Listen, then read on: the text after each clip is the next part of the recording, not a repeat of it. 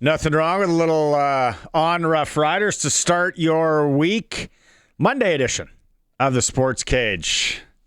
However you're tuning in, thank you very much, whether it's on the radio, 620 CKRM, through any of the streams out there, or maybe you're watching through our YouTube channel at sportscage.com. Thanks for making some time. A busy show. A lot of balls in the air, as they say. We have the Riders. We got to break down what happened in Ottawa. A win.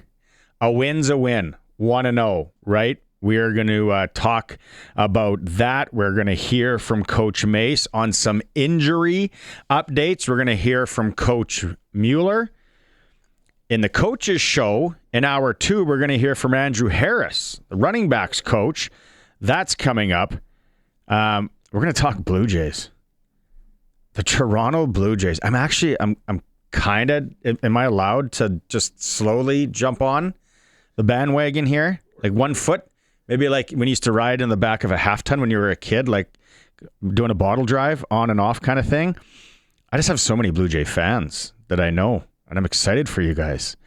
Arash Madani is going to talk Blue Jays. Arash is going to come on Monday, strictly Blue Jays with Arash. Tim Seiferling from Regina, assistant coach of Canada's women's flag football team. They played at halftime yesterday, the Sunday night football game in Buffalo. He's flying back as we speak. He's going to join us in hour 1 just to chat about the experience and what that was like. They did show a few plays on NBC last night. Also coming up, Darian Durant in hour 3. We're going to try and recap as much of the local hockey scene as possible because we are a local sports show. What happened in the WHL, what happened in the SJHL, AAA, both female and male. And then we have Pat Chat today too as well. One of the local athletes will be joining us. So it's a busy show. And then the other thing that we can just chat about it because I'm sure you heard, especially if you're an Edmonton Oiler fan, as we bring Maz in. Maz is with me again on this Monday. Connor McDavid. It came down. Before the season, which technically starts tomorrow, 2-year extension. So he's got this year and then 2 more. And now he doesn't have to go and answer questions in any market they go play in. It's done with. As things progressed, and I think we talked about it, it was like, yeah, probably a short-term deal. I still thought I'm not gonna be the guy that's like, I told you so. I told you so. I thought that there was a chance that he might say, I need to move on for my family, because he always talked about his family. You know, his wife, was it Lauren? Yeah. And his dog. Yeah, you could always use the wife as an excuse. Like if it's somebody at your front door trying to sell you something, my wife's not home. I can't make a decision like this without her, say so. That's the timeshare thing, right? If you ever want to get out of a timeshare, they want you and your wife there, or they want you and your husband there, or whatever setup you have. They want both of you there. So all you have to say is, I don't know. No, that's not my wife. It's a coworker. Oh, okay. So at the Connor McDavid press conference tomorrow, because I think they're having a giant one at Rogers Place. If we can fire up the Harvard corporate jet, you and I go, the very first question I'm going to ask, and I'll somehow get to the microphone. So Connor, in 2 years when this extension's done, do you have any plans? Are you going to be sticking around Edmonton? He's gone. Oiler fans, you got 25% of your wish. He re-signed, but just know in 2 years he's probably gone. Whether they win or they don't win a Stanley Cup, I think he's done in Edmonton. You can't call him selfish because he stuck around for, what will that be? 11 years? So here's my thing when I heard it today. I have never respected Connor McDavid more, not that it matters to him or anybody, than today. Taking the deal that he's taking, 12.5, what's Kaprizov, 17 a year? Like Connor McDavid's 4.5 less than that. He is proving he wants to win there. 12.5's good. I'm good with 12.5. Wife Lauren, Bar Trove is her restaurant in downtown Edmonton. couple more years of that. Funds coming in. Sure, but don't cry for me, Argentina. I think we went over this on the show a few weeks ago when it was just me and Colson one day. His career earnings just in hockey, not endorsements, he's already at $95 million. This is not like, no matter what decision he were to make, if he would have played for $1 next year, he's still okay. But yes, do you want to get paid or do you want to win? He's saying, I'll take less because I want to win. Now, Flames fans aren't handling this well online because all they were dreaming about is getting him out of the division. Well, that's not happening. And your team has no superstars. You're a glorified AHL team. So whatever the Oilers decide to do to you this year, next year, and the year after that, you're just going to have to take, unless Craig Conroy opens the pocketbook. And now all they're dreaming about, they're not cheering for the Flames. They're cheering for the Oilers to not win the Stanley Cup in the next 3 years. As a Flames fan, that's all you have to grasp onto. And a new rink. And a new barn. Coming down the, what is that, next year? Sure, but for the average person, are they going to be able to afford to go to that? No, it's ridiculous the prices now at the Saddle Dome, where there's cracks in the roof, in the concrete, and it's $400 a ticket. Oiler fans, 936-6262 all day long. Fire away. Oh, If you can rub it in, you can boast whatever you want. I think text line's already telling me to shut up. Eat it. Here's the thing. Like Connor McDavid, and so I listened to the Stan Bowman presser. I was like, oh, should we bring somebody on from the Oilers? Should we? We got enough Rider talk. We got Blue Jays. We try and keep things as local as possible too. And I'm like, okay, the gist of it is Connor called a shot. The Oilers basically were like, what do you want? And Connor came back with this. It wasn't like the Oilers said, well, let's play hardball with them. Let's go 12. Let's go 12 and a half. Like, they wouldn't have won. They would have went more. They would have went 17 or whatever. They would highest paid player in the game. And then Connor pulls the Kramer with Jackie Childs. I'll take it. 12.5. Stan Bowman's like, what? That's it. That's it. That's all but now what should happen? Connor should have said, here's the deal. You have to convince Darnell Nurse to give some money back. Darnell Nurse needs to restructure his contract. Hey.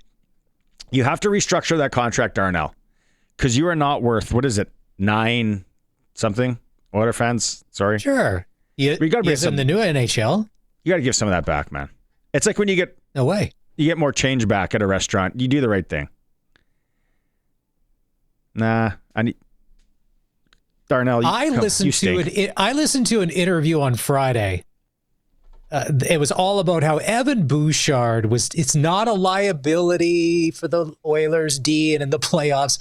But then that was Friday. Then on Saturday, there was like a recap show on Sportsnet I was watching. It was basically the behind the scenes of the Cup final. I love those. You know, they're in the dressing room on the ice. Everybody's mic'd up and all of this. And then I'm just watching these highlights. And how many goals Evan Bouchard is on the ice for? Oh, but tell me he wasn't a defensive liability last year. Oh, he's got a great slap shot. But you're going to give him you gave him all that money, and he doesn't play defense. So on the Darnell Nurse front, at least Darnell tries to play a little D. And this isn't money for this coming year. Like in the next 3 years of McDavid that they now have McDavid for, this is probably going to be the down year. Will it not? I'm sure they're still going to be good. They're still going to make the playoffs. Will they make a run? Yes. It's going to be the next year and the year after, where they can take some of these savings and say, go out and get somebody. Now, everyone's saying, we got to get a goaltender. I was talking to an Oilers fan today. So now we got to go find a goaltender. Okay, who? Who, and does that person want to move to Edmonton? I get you got McDavid and you got a chance of winning the Cup. Is that guy married? Do they want to uproot things and come to Edmonton? That is a real thing. And then who's out there for a goalie? Like Skinner, is Skinner really that bad? I think he could win you games. He's won you games. How about you look at it a different way and get some real defensemen? Defense. No? I don't know. Darnell's got to give some money back.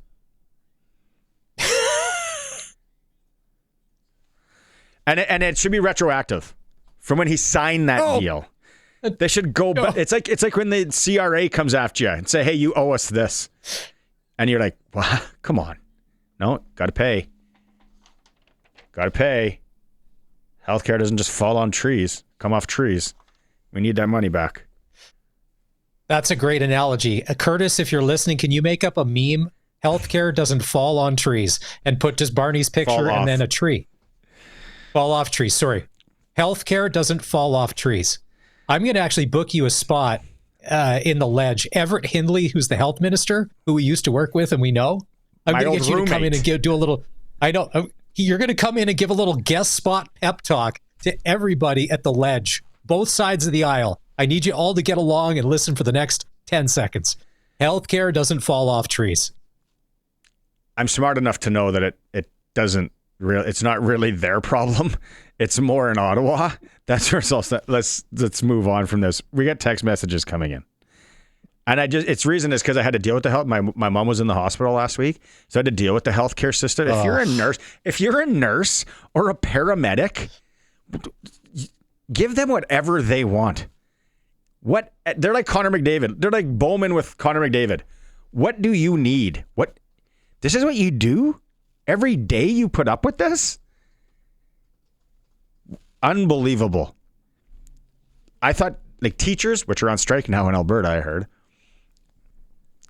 But nurses, top shelf. Nurses and paramedics. That's their first liners in my books. Teachers move to second. Teachers number one because it's kids. But the newest wrinkle to kids nowadays in the past 20 years is that you have to deal with the parents who are sometimes worse than the kids. Because where are the kids getting it from?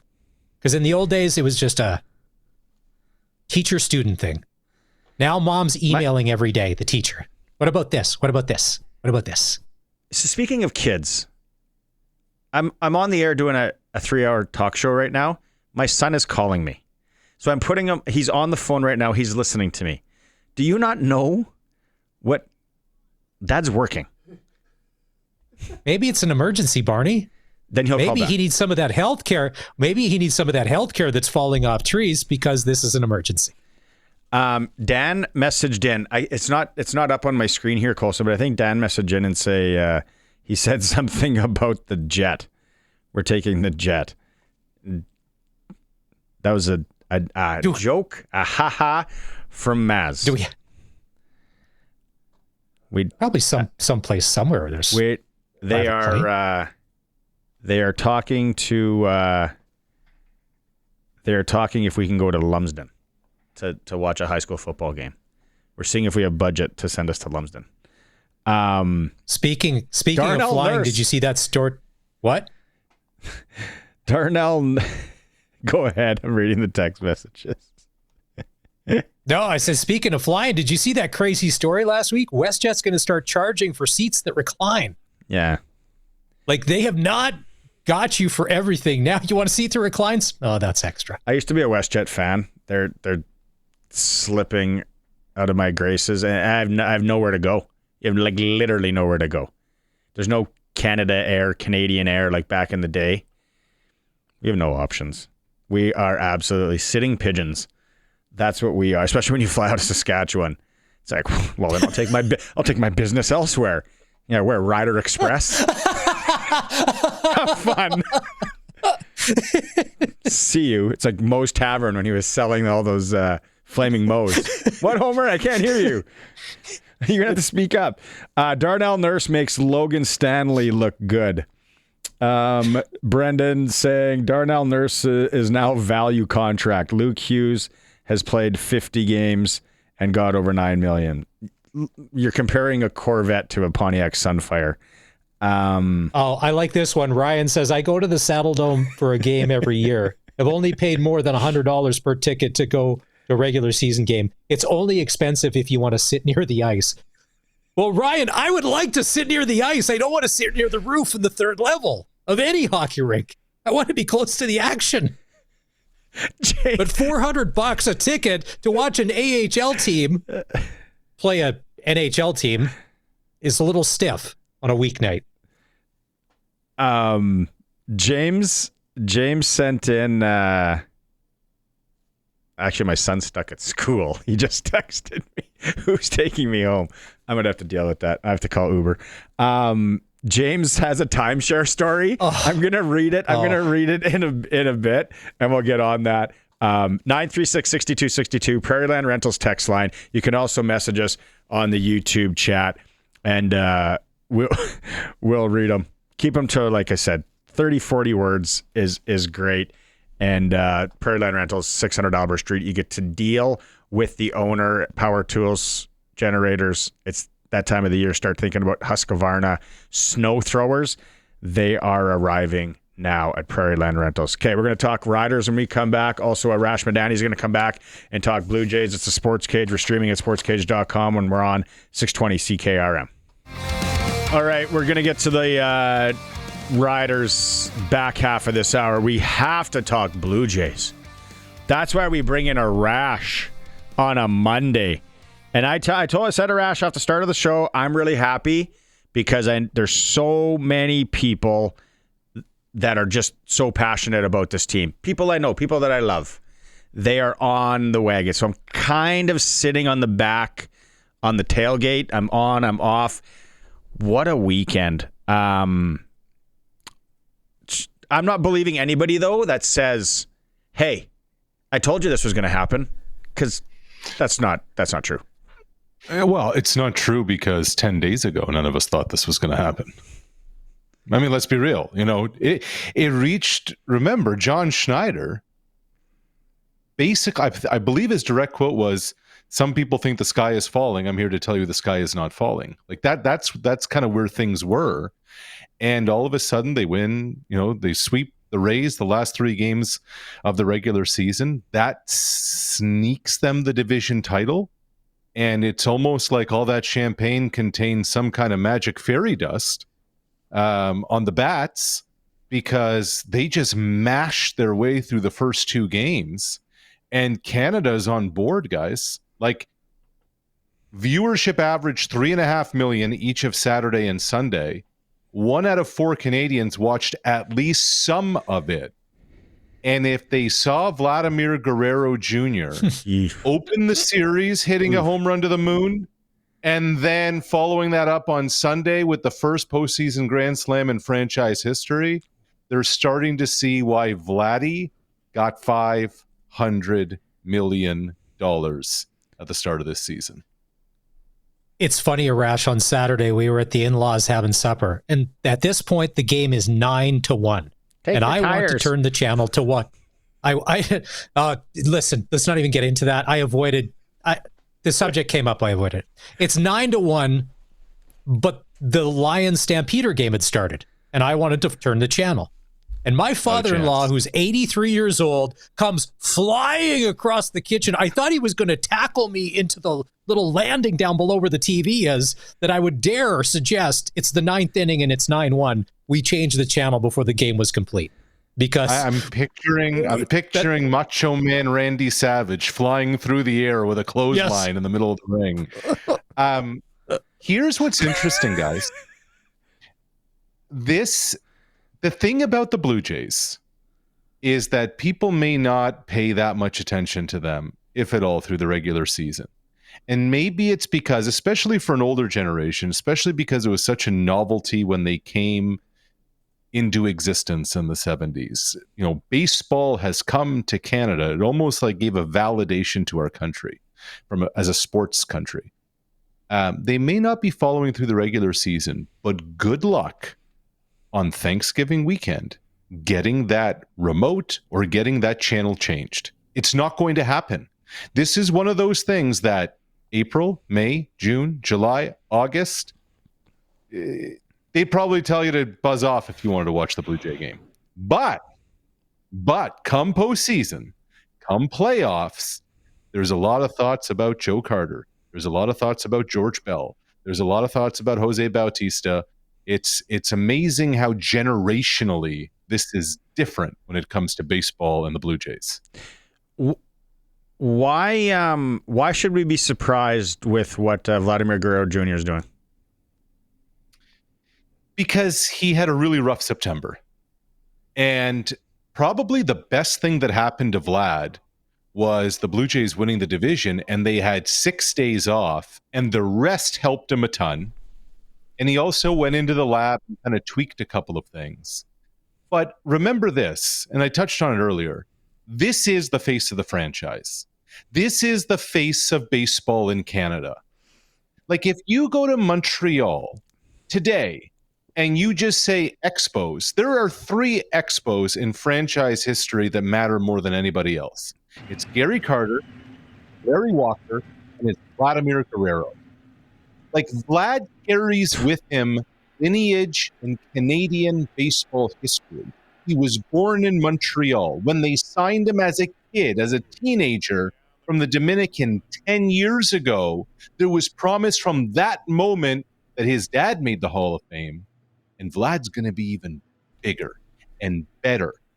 And then after a rough September, what does he do? He arrives and does this. You know, there's a difference between a star and a superstar.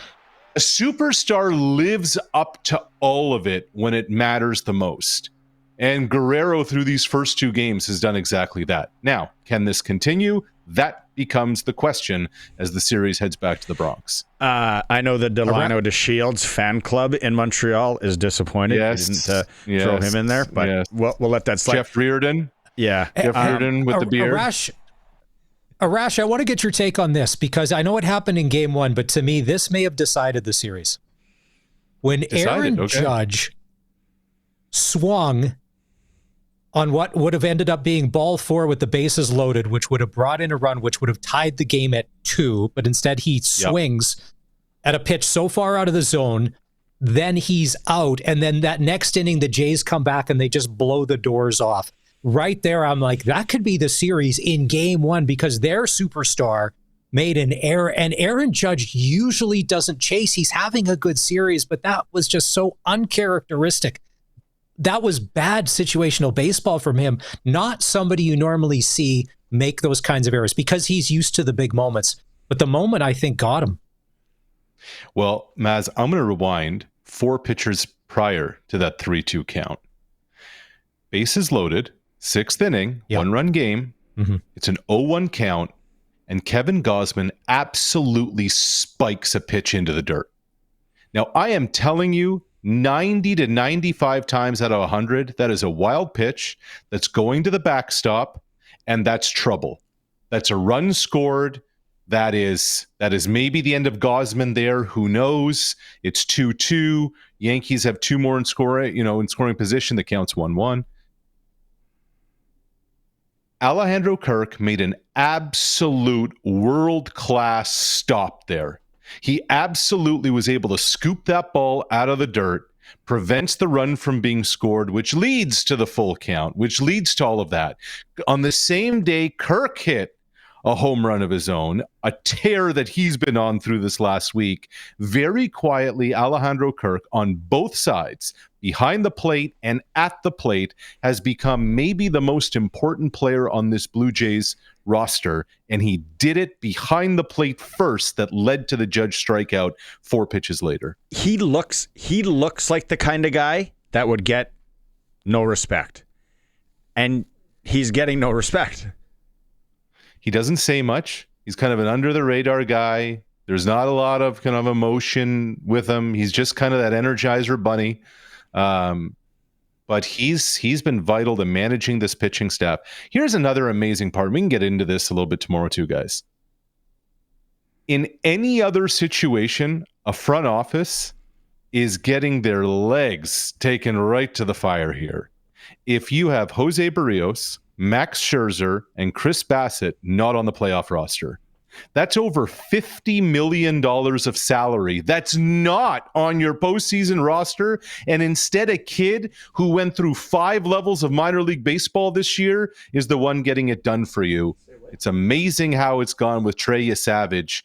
But again, we can talk more about this tomorrow. It's been unreal how the Blue Jays. There's no linear path to winning and success, but man, that is a wild one.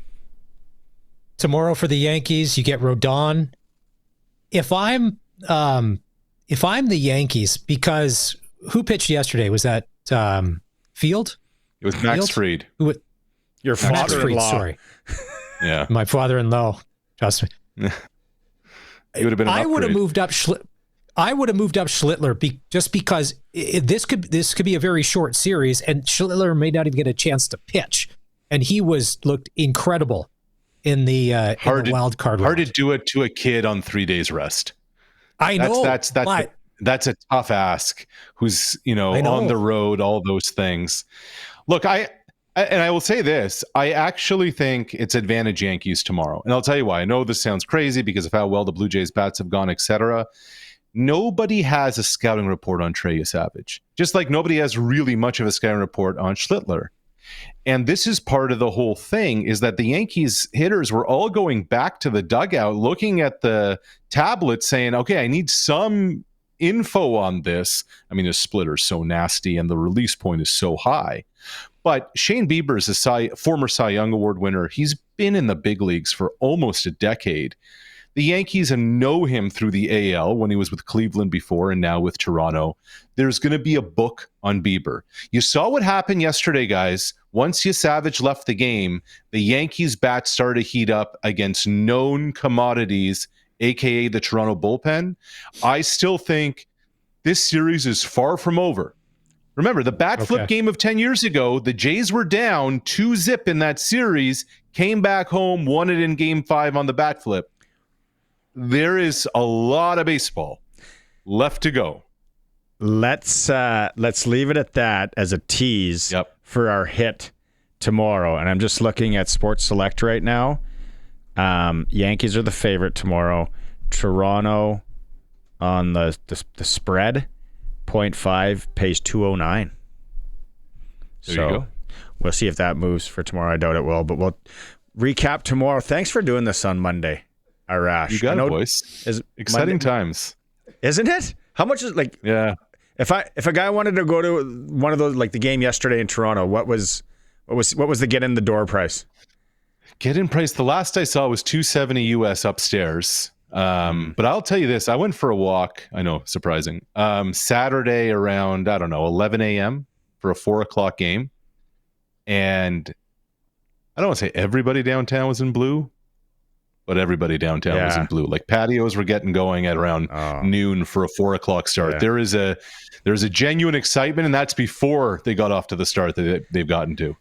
Just like when the Argos play. So we'll recap tomorrow. You're back on. Thanks, buddy. Thanks for doing this. Really appreciate it. You got it. Good boys. Right on. Of course. Little Monday coast to coast with Arash Madani for Brian Gawley, Smart Investing Solutions. Be smart with your money. Shots fired. Call Brian Gawley at Smart Investing Solutions, 546-2533. Okay, we'll go to break. As I watch a guy tie his tie here in downtown Regina, looking into the studio. Ooh. It's Monday. Fancy. And then we're going to go Riders heavy in the next segment. Keep the text messages coming. There are there's some humor on this Monday that people are sending in. It's a Sports Cage, streaming at sportscage.com and on 620 CKRM. For Kellen Solar on Monday, anything you need solar, if you're in the livestock business, get in touch with them because you can you don't have to run wires and all the power and stuff. Solar power right into the trough, move water without running all that stuff. Kellen Solar in Lumsden, Saskatchewan. Okay, so I'm a little bit thrown off here. Kevin from Foam Lake says, completely agree with the nurse thing. Excellent. Kevin in Foam Lake. Is that nurses should be paid whatever they want and they're the first liners, or the Darnell nurse should give money back to the Oilers? I'm confused on which nurse thing because I kind of went down two different paths. So Kevin, just clarify. Either way, I think I'm correct on both. Nurses, medical profession, EMTs, unbelievable. You guys are... Okay, well, what about doctors? Should doctors, if you're going to pay nurses unlimited, should the doctors? Okay, but why do you have a different opinion?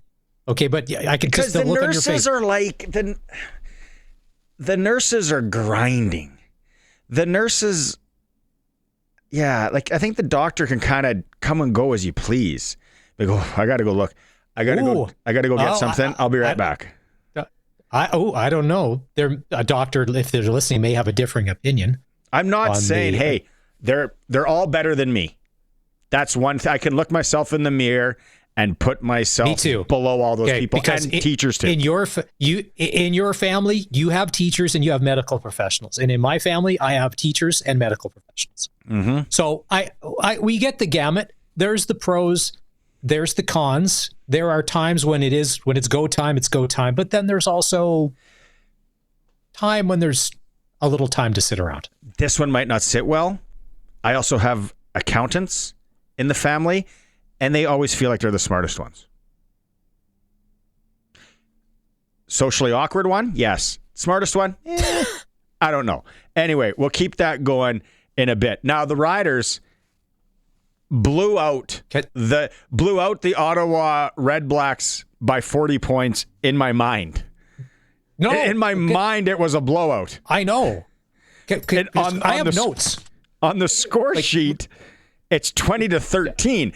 And I wake up after a few too many gin on Friday night, and I go, did they only win by 7 points?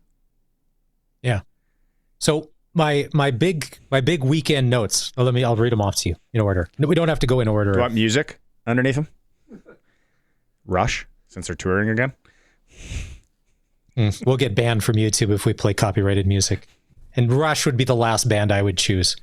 Like, give me a Jason Aldean. Did you see Jason Aldean bought Nate Smith as a tour gift for wrapping up their summer tour? Stay with the notes. He bought him a rifle, like a giant, looks like a machine gun. I saw it on social media. Anyways, my notes. Number 1, people online saying that Taylor Swift's album sucks. Number 2, the Mark Sanchez story from Indianapolis getting stabbed and arrested. That one is still a head scratcher. And then number 3, the Riders won, but it wasn't enough. So exactly like you, I knew we were going to win. We win by 7 points, and I'm like, I wanted a 50 burger. Like, I wanted a beatdown. I wanted domination. I wanted 460 yards passing. I wanted 5 Trevor Harris touchdowns. I wanted 155 yards AJ Ouellette rushing.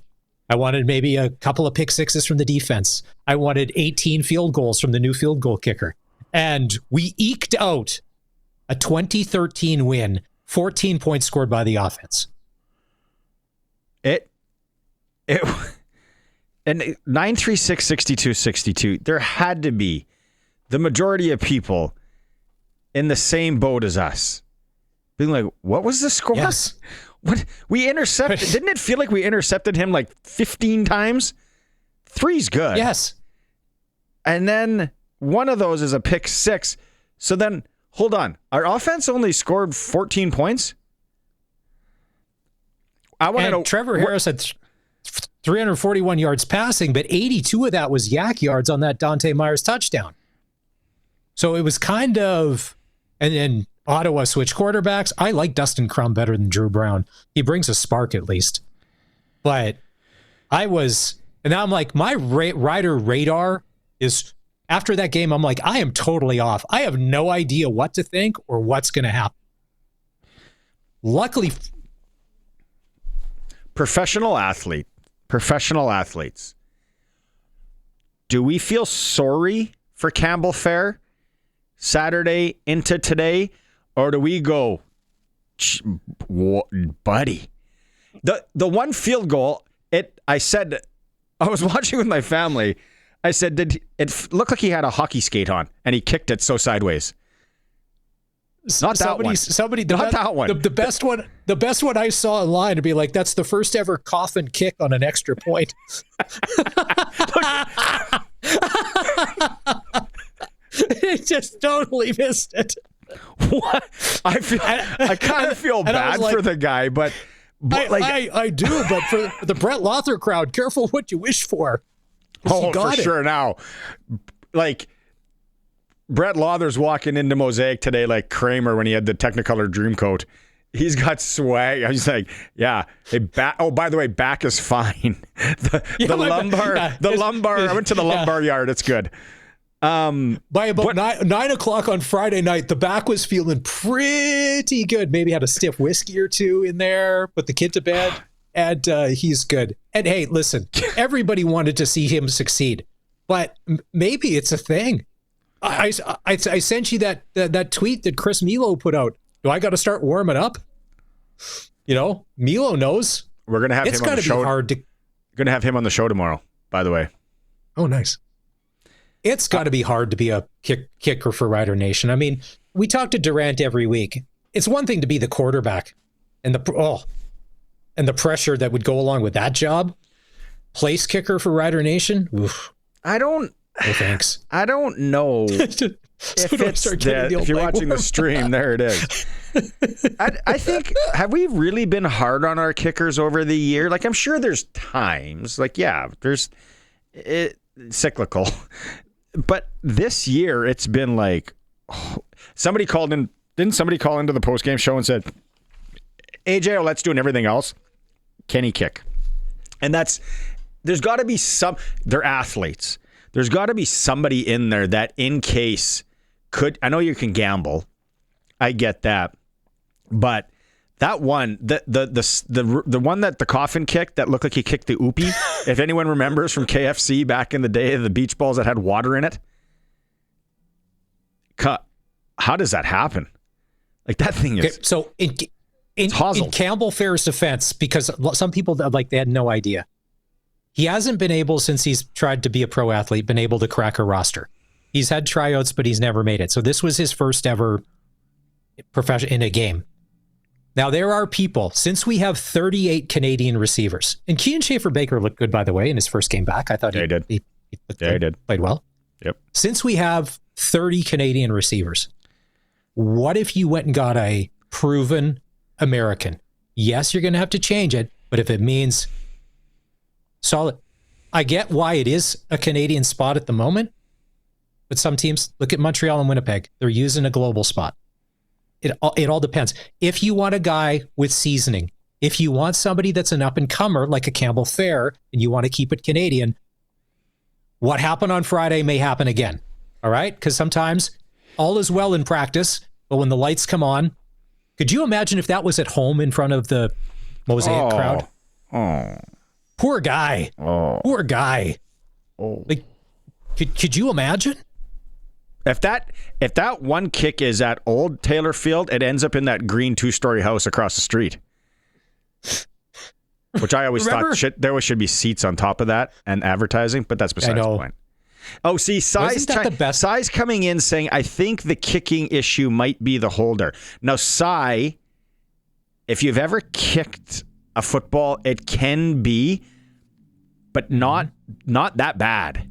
Like, it's not like they're putting it sideways on the ground with no tee. Like, it is still fairly, and this is their job.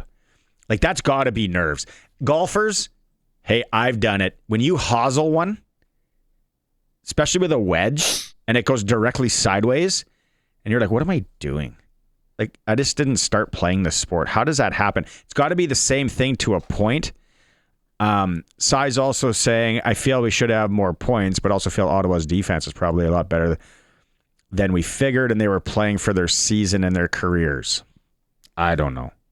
I think for our offense only scored 14 points. That baffles me.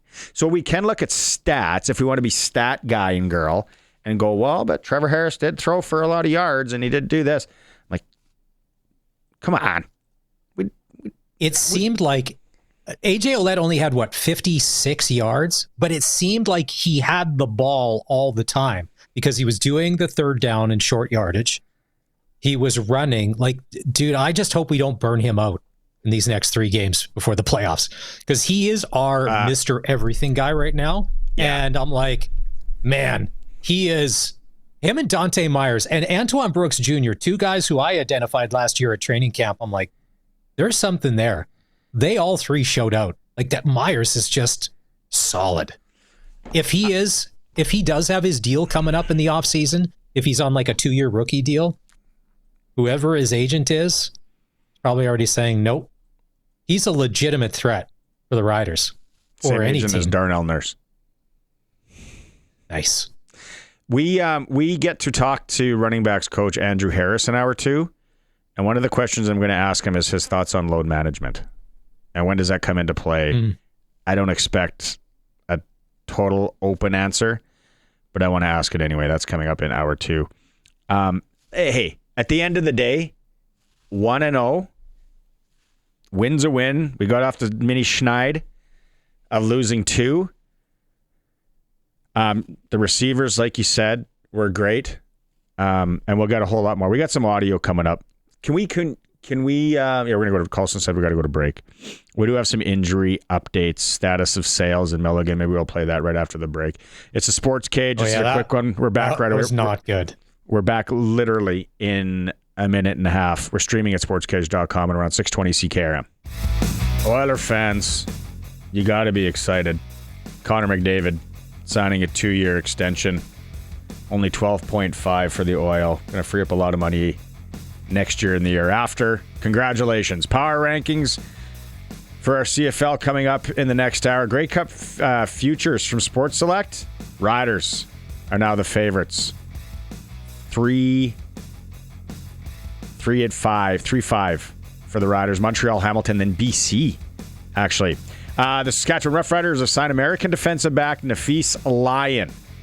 Coach Mace on the signing. We'll get it in a second. Lyons 5'9", 185, joins the Riders. 4 years of CFL experience, spending time with Edmonton before being traded to the Alouettes.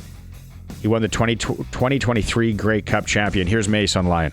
Oh, man, just a veteran presence, at this time of year, just you can never have too many guys that have CFL experience, so you don't have to completely teach them the game. And, Fees, he's made plays in this league, for a couple years, and just another vet to bring in to be able to help us if we do need it. Depth is key this time of year. Major League Baseball, Jays in New York tomorrow, trying to eliminate the Yankees. Dodgers, Phillies, they're going at it today. Brewers host the Cubs. National Football League Week 5 ends tonight with the Chiefs in Jacksonville. And the SportsCage.com poll, what was the most satisfying sports story of the weekend? There's a number of them there. You can vote at SportsCage.com. Don't forget to sign up for the Insider. You can win tickets to the Rider game, tour of Mosaic Stadium, meet Wes, Luke, and the broadcast team, and a whole lot more. The Insider Report at sportscage.com. That is the ticker for Reliance Heath. Bundle and save right now. Rent a new water heater and softener together. $400 cash back. Call on Reliance today. We got here. Let's hear Mace, because Roland Milligan Jr., that didn't look good. Well, it didn't look good. Ooh. No. And I'm like, oh no. I looked, I'm like, is that Milligan? And before they had said his name, I'm like, that is not what we need in this kind of nothing game in Ottawa, where it's just not awesome. And I'm like, oh no. Because remember a couple of years ago with no Roland Milligan, what happened to the Saskatchewan Roughriders? Yeah. Turn out the lights. And Marcus Sales, we don't need that. Coach Mace did talk today about the status of both players. Yeah, I told both of them to live in that dang training room to give ourselves the best shot. We'll see how the week progresses, but, certainly with some of our vets we've done throughout the season, hopefully you want to see him day 3, and then even last week, Sales, he just really got walkthroughs in, and we're able to get him out there. So right now is just to attack the training facility and make sure we give ourselves the best shot to get out there on game day. Yeah. And no Tavon Campbell still. And obviously we want make sure you're a Hyundai Tavon before you come back. But are we okay? What are the Okay, so the Riders won, which is great. Hey, 1-0 and 1-0. We're 11-4. One more game. We clinched the home playoff game. But the other thing, too, you have to take into account, Hamilton won, and they looked good. Like, Bo had his swagger back, and Bo was slinging it around. They were making it look easy. They are so two-faced. I have know no they idea they can't what's be going trusted. on. Yes. and then, but that's one concern. But the bigger concern is in Vancouver, British Columbia. Farhan said it last week. Look at with what ease the BC Lions offense is going up and down the field with Buck Pierce and Nathan Rourke, sustaining drives, staying on the field forever. And then the defense, they don't have to play a lot of defense these now. All Matthew Betts does, what does he have, 14 quarterback sacks now? And I'm like, uh-oh. They're reminding me of what Montreal did 2 years ago. They're peaking at the right time. And it's all coming together. And Rourke looks good. Running, throwing. That's what has me concerned. Is, yeah, the Riders won. But I want to see the offense that we had in the first 5-6 weeks of the season where everything was made to look easy. Yeah. Because that's where BC's at this point. Game tape now. Coach, then they're coaching us. You know, it's there isn't a lot of. Well, no, you still have some plays that you're keeping close to your chest vest for sure. But teams are, as they say, they get paid too, right? So it's not going to be easy the whole year long. Dion texted in Prairie Land Rentals text line. That signing of Lyon is huge. I love this guy with my Eskimos until Jones traded him to Montreal. Very solid veteran and solidifies that backfield and can replace vets. I like it too. I don't know him that. I don't know much about it, but I'm like, yeah, that's solid.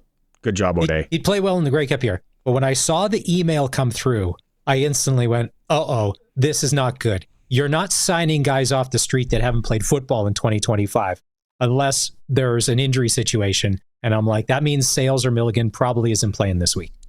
And they already have enough injuries in the secondary. I'm like, okay, there's a good chance Lyon will probably play on Friday against Toronto, which unfortunately, no Nick Arbuckle, because he took a hard hit in that Hamilton game, which knocked him out early in the first quarter.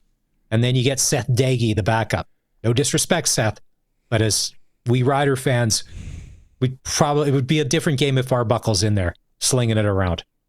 Yes, Seth might have his bag full coming into Mosaic. Bag. Campbell Fair, what is he doing right now? I want to, poor guy. People are texting in. Lothar was People back, are texting in. They feel sorry for him as well. Well, and I thought that if there was more situations, they would have put him out there to because it's game situation.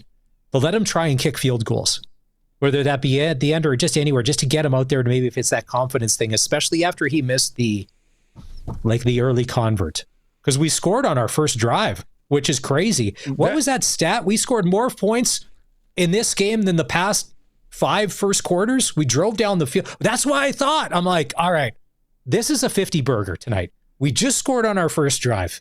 It's going to be 52-19 Riders. It's going to be over by halftime. I'm going to be able to fold laundry in peace without the kids.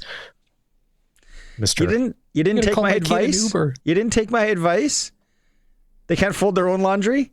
Hey, Uncle Barney says, time to start folding your own laundry, kid. Sorry, especially Uncle the oldest Barney, one. If you missed the show 20 minutes ago, Uncle Barney was calling an Uber for his son because he can't take the bus or walk home from school. It's about 5 kilometers and there's no bus. So, Heather, sorry. Thanks for that. Yeah, be quiet. Regina Public Transit does a fine job. There's always a bus. Heather, we did have some audio issues on the YouTube. Sorry about that. We fixed it.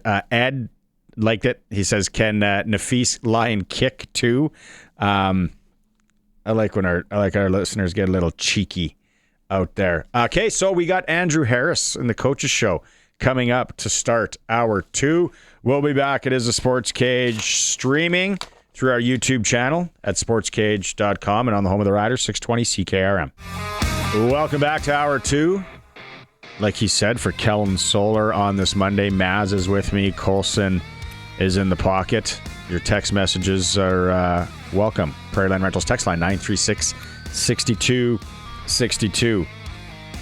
Gary says we got to save that 50 burger for the Grey Cup game. There's a few on Darnell Nurse here that I want to read, and then there was one on the timeshare. The timeshare. Who was that from? I was going to read it.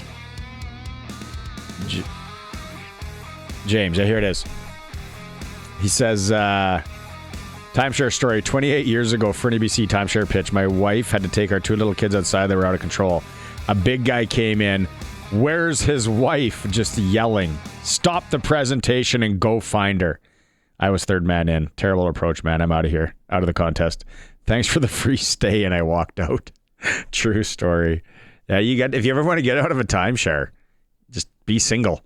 Even if you're with your significant other, be like, nah, we're not together. We're just doing something on the road. James Hamilton, he also says BC 12 can come into Mosaic November 8th when it's -5 and windy. Here's a turtleneck. Nate, good luck. Okay. Have you seen that Horvath that they picked up? That he's like a bigger version of AJ Ouellette that they've found for their running game to go along with James Butler. I think that Buck Pierce is smart enough and played in Winnipeg long enough. By the way, Rider Foundation 50 trip this week. Trip for 2 is to Winnipeg to see the Grey Cup, couple nights at the Alt Hotel, 2 tickets to the game, or take $4,000 cash. What are you doing? I'm taking the money all day long. I am not going to sit outside in Winnipeg. I don't care. Oh. Riders5050.ca. Also for the next 2 hours, or just under 2 hours, we're playing SaskTel Pick the Score. Let's roll. Score Friday, Argos Riders, kickoff 7 p.m., 936-6262. Let us know what you think the score is. Closest to also has a chance to win a $200 SaskTel gift card. I'm gonna wait till Thursday to predict my score. Oh, I have big breaking news in the telecommunications or in the telecom world. You'll be proud of me, Barney. Connor McDavid signs. No, Connor McDavid signs a giant contract today. Chris Mazurek officially tears up a giant contract. I canceled our landline at about 1:00 this afternoon. Everybody has a cell phone now. The landline is completely gone. What was their pitch to hang on to you, to keep you? What did they offer? Nothing really. They just kept asking if I wanted to add more to the cell phone packages. Well, hey, I noticed you don't have this, this, and this. And I'm like, and I was kind of joking around. I'm like, listen, this landline decision has been about 2 decades in the making. It's a pretty emotional day for me. So let me just deal with this. If I need the extra data, the bytes, the enhanced blah, blah, blah, I'll get back to you, okay? Thank you. Plus, I know in a few months, you'll probably raise the rates, and I'll just be paying you more for exactly what I have right now. Are you just going to keep the phone around, though, for a bit? Like, just because it's still new, it's still fresh, just like keep it? Well, no, the kids are like, can we play with that now? And I'm like, yeah, go crazy. Go nuts. We are landline free. Mark this day down. This is October 6, 2025. Mm-hmm. Another landline in Saskatchewan. Sayonara. Let's get into the Coaches Show.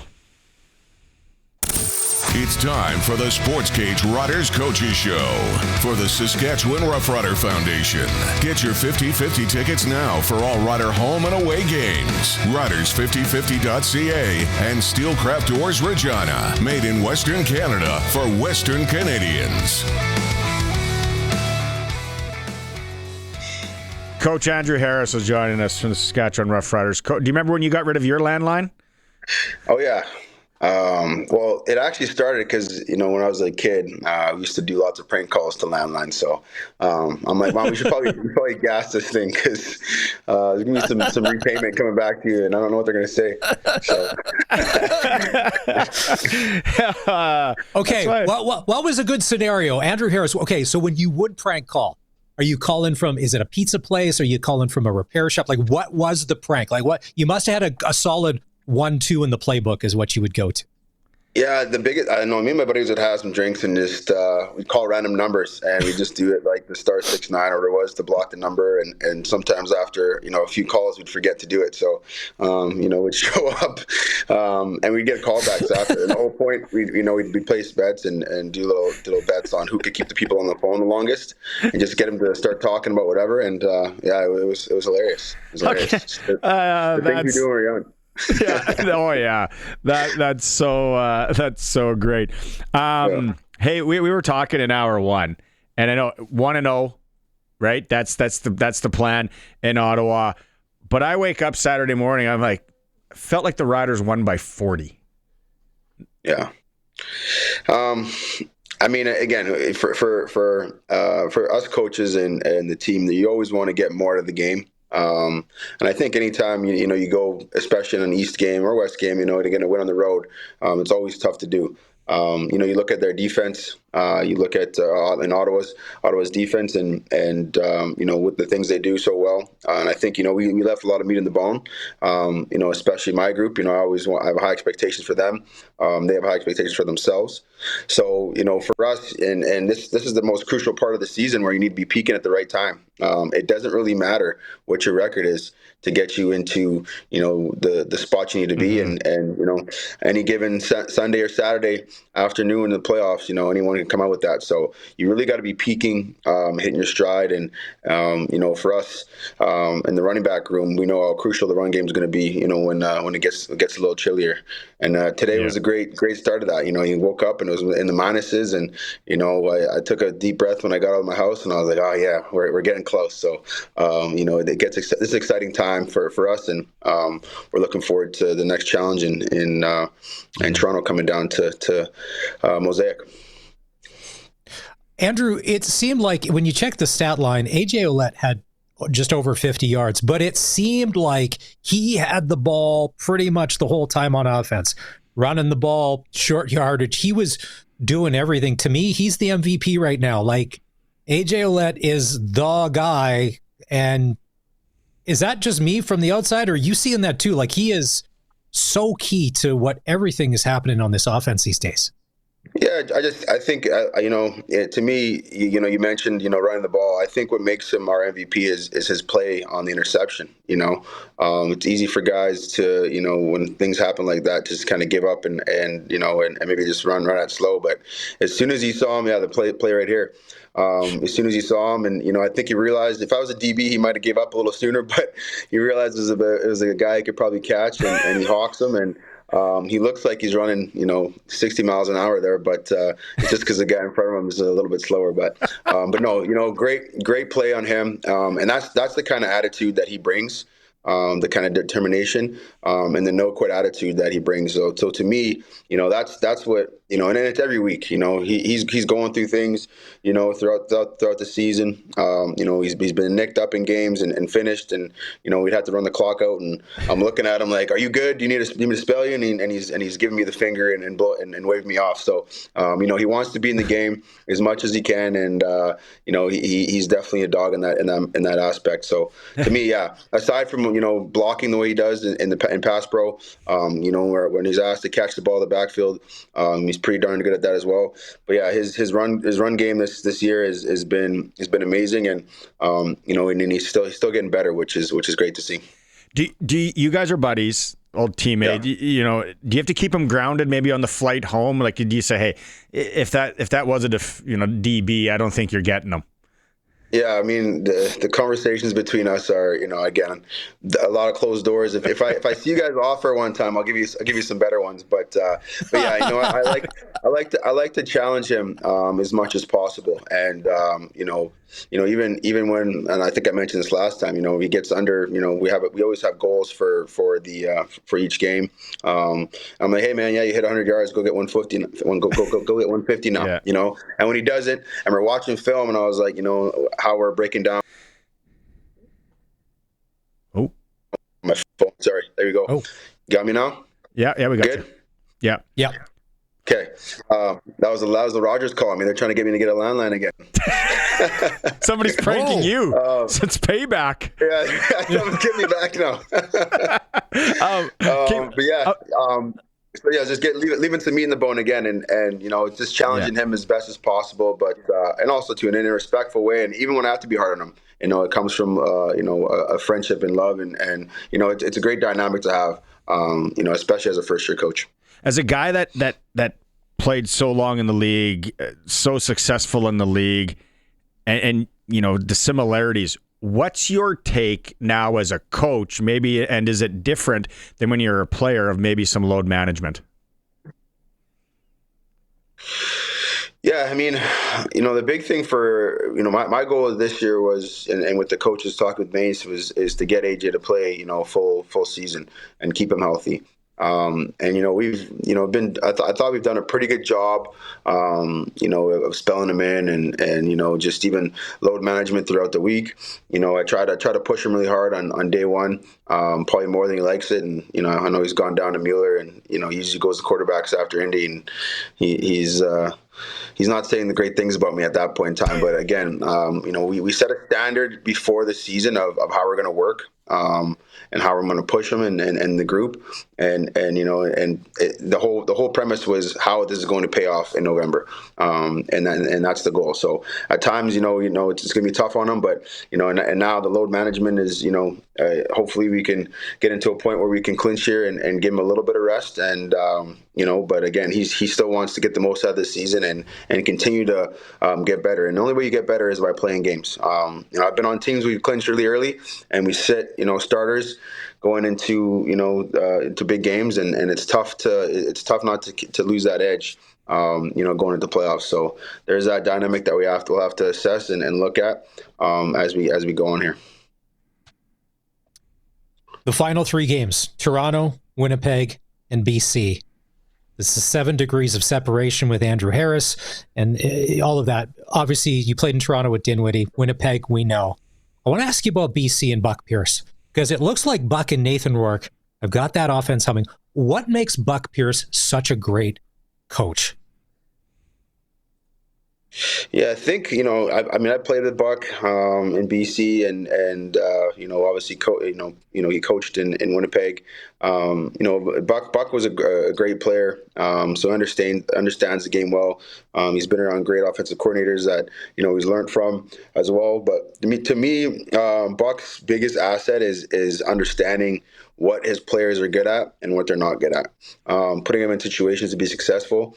And you can kind of see that learning curve in the early parts of the season. And, now, watching the BC's offense, and just seeing, how they're clicking on all cylinders. It just seems to me like he's found out, what his receivers, quarterback, running back, what they're good at, how to utilize the most out of them and put them in the best situations possible. And he's doing a great job of that. And then on the flip side, on the defense, again, Benny was a guy that was my DC in BC as well, and Ryan Phillips, the guy I played with as well too. And understanding what those guys do, I think they're very consistent in how they do things, which might be a good thing for us. But at the end of the day, either any of those games are gonna be exciting for me again with old teammates, coaches, and so forth. But for us, again, the mindset is just purely the focus of going 1-0 and not really worrying about what everyone else is doing, what we're doing over here in the green and white. What's your real take on AJ doing the short yardage? Do you have a say in that, or was that something that came from somewhere else? Yeah, I mean, he's good under center. And if in a perfect world, we would have Tommy Stevens in there because he's probably the best to ever do it in this league. But I mean, AJ's doing a hell of a job of doing it and running it, and you can do. I was kind of telling him that the other day, and the more you can do for this team and be an asset, all the better. Personally, for myself, his average is going down, so it doesn't look as good. So I'm kind of like, let's get him out of there. But he's doing a great job, and even too, he did leave some meat on the bone, even in that aspect. So the better that he can do at this is probably going to make him a better running back and understand things a little easier and see the game a little more. So he's in the game. He's got the ball in his hands, and even too, we had a point in the game in Ottawa where he missed somebody and he makes a great move and gets us the first down. So again, if he's our best player or one of our best players, you always want the ball in their hands in crucial situations. So it's great for us overall as a team. Unfortunately, last weekend, Nick Arbuckle got hurt in the Argonaut game. Now, whether or not he's going to play this week when they come to Saskatchewan, so it may be Daggy under center. But you know Ryan Dinwiddie. We've had him on the show. I really like the guy. Like, he's passion, he's fire. He's really good. What worries you about that Argonaut team coming to town? They're out of the playoffs, so now they're playing for jobs. The record's not great, but to me, they've probably been one of the best 11 teams in the CFL as far as they didn't look like it at times. That's got to worry you guys as a coaching staff, doesn't it? Yeah, I mean, if you just look at what Ryan Dinwiddie did with the team, like they lost a lot of key pieces over the last 2 years, and especially last year. To start the season without your starting quarterback, but a guy you're familiar with. The O-line, is guys are coming in and out. The key for me is, they are really good at, throwing the football and mixing up way, and they got a great defense. So, again, guys are fighting for jobs. There's still a sense of pride. And I know for Dinwiddie coming here, especially with the, all the relationships he has with Mueller, Mace, and the rest of the staff, he's gonna be fired up and passionate about this. And, it's funny because even the coaching staff from Toronto, we all first name bases, all got their names saved in their phones. And, so it's like buddies going against buddies. So it's going to be like a backyard competition. And, prank calls, prank calls on Thursday night, yeah, prank calls, Thursday night to the hotel. Yeah. Prank calls. Yeah, for sure. Yeah, for sure. But yeah, no, he's fired up at the worst time. But it's going to be great. Coach Andrew Harris is joining us here on the Coaches Show on the SportsCage today. My last one is, you've been on a number of championship teams. What similarities are you seeing with this Rider team, especially right now, to some of those teams that you were on?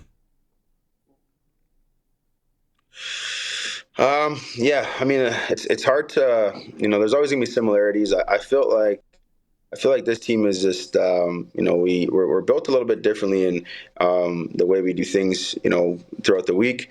We're built a little differently in the way we, attack things.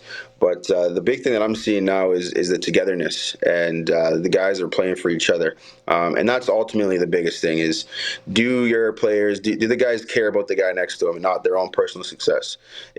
Are guys willing to sacrifice their bodies, their time, the way the way they're feeling on any given day, to come out here for the cause, and the cause is to get better and go 1-0. And that's where I see the biggest similarity. And even things happen throughout a season. Relationships, there's 70 guys in this locker room, and it's hard really to get to know everyone. But just from what I'm seeing with the players, I feel like we're coming together as a team, as a unit, as a whole. And it's seeing offensive guys hanging with defensive guys, and usually like everyone kind of sticks with their positional group, and it's kind of a cliquey that way with lots of teams. But I'm seeing just guys, just whether they're talking in the locker room, hanging out, or just hearing that they hung out and did whatever on off day. That's what you want to see, guys coming together and really becoming a brotherhood. And to me, that's one of the most important things that you need on a championship team or a successful team is guys that are just willing to scratch, claw and nail for each yard and do whatever it takes to get the win for their brother beside them. All right, last one from me, because anytime we have a former player on that's been away from the game, we always like to ask if it wasn't a prank phone call from Coach Mace, and because he calls you Drew, we know we'll call you Andrew. Drew, mm-hmm. We need you to suit up this weekend. Could you mentally and physically, could you still go out there and run out of the tunnel to bring him out if needed, an emergency basis? Well, it was funny because we were getting beat up at running back a little while ago, and that conversation was kind of mentioned. But I guess they made a rule a few years ago that you can't have a coach, become a player unless he sits out a year. So that's not even possible. But beginning of the season, I was feeling like I was pretty lean still, and I could maybe do it. But now, these long days and all the fried chicken that Mace brings in for us on our great game plan days, I've just reached the 230 mark, and I might be a little bit overweight now to get in there. I can pass protect and maybe catch a ball or two out of the backfield, but you're not getting much out of me in the run game. That's for sure. Oh, I was pushing for that. I remember that, and we had like a whole week of like, Coach Harris, that's who's going in. Let's just get him one game. But then the fried chicken problem. What about pierogies? Are you mixing in any pierogies into that diet? It's funny because we had pierogies today, actually. I only had 5. Hey, by the way, I love that tarp. That must be new. That's a nice, if you're watching the stream, that's a nice hoodie. Yeah. Right there. Yeah, that is nice. That's sharp. All right. Yeah, they do a great job with the gear. New Era's killing it. Yeah. Okay. 936-6262. Anytime you want to prank us, have some fun. It won't be immature. It'll just be fun. You go ahead. Coach, thanks for doing this today. Awesome, guys. Thanks. Appreciate it, Coach. See you soon. Yeah. That was fun. Coach Andrew Harris. Hey, yeah, look behind the curtain. See, they're humans. He used to make prank calls. Jeffrey on the text line messaged in. Jeffrey was more like me. He made prank calls from payphones. That's how I used to roll. I used to do them from the payphone. Yeah. It'd be like, collect call. Be like, help me, I'm in trouble. I need help. Because there's no way back then there's any kind of tracking from a payphone. Like the only off chance is if a cop happened to be driving by as you're hanging up and running away. Other than that, you were so free and clear. It was like shooting off Roman candles at cars when you were in a park and you could just run into the park as they were driving by. The chances of getting caught were slim to none. And remember when like gas stations used to sell fireworks? Like, why wouldn't you buy Roman candles on a Friday night? Drive around and shoot them out of the car window. The Star 6-7 invention, probably one of the top of the 20th century. I would say it's got to be, because whoever had a Maestro, you couldn't prank them. If they were rich enough to have a Maestro, they knew where the call was coming. But then Star 6-7 came out, new ball game when it came to prank calls. Yeah, that's good stuff. That was a lot of fun. Okay, let's go to break here. We'll come back with some clutch performer. What else we got online? We got to run down some local hockey in the area. What happened? We'll keep talking Riders, Blue Jays, and Connor McDavid and Darnell Nurse, who should give money back to the Edmonton Oilers. It's the Sports Cage. We're streaming at sportscage.com and we're on 620 CKRM. Okay, the easy one would be Vladimir Guerrero in his Grand Slam. First postseason Grand Slam in Blue Jay history, as Arash Madani alluded to in hour 1. But my clutch performer, the New York radio play-by-play guys on the Grand Slam from Vladimir Guerrero. Here it is. So you got Jimenez at third, Straw at second, Springer at first, 1 out. Guerrero at the dish at a 2-1 count. He's looking on the load right here. 2-1. Pitch. He did. Deep drive, left field, Grand Slam. I love it. Just nothing. Just nothing.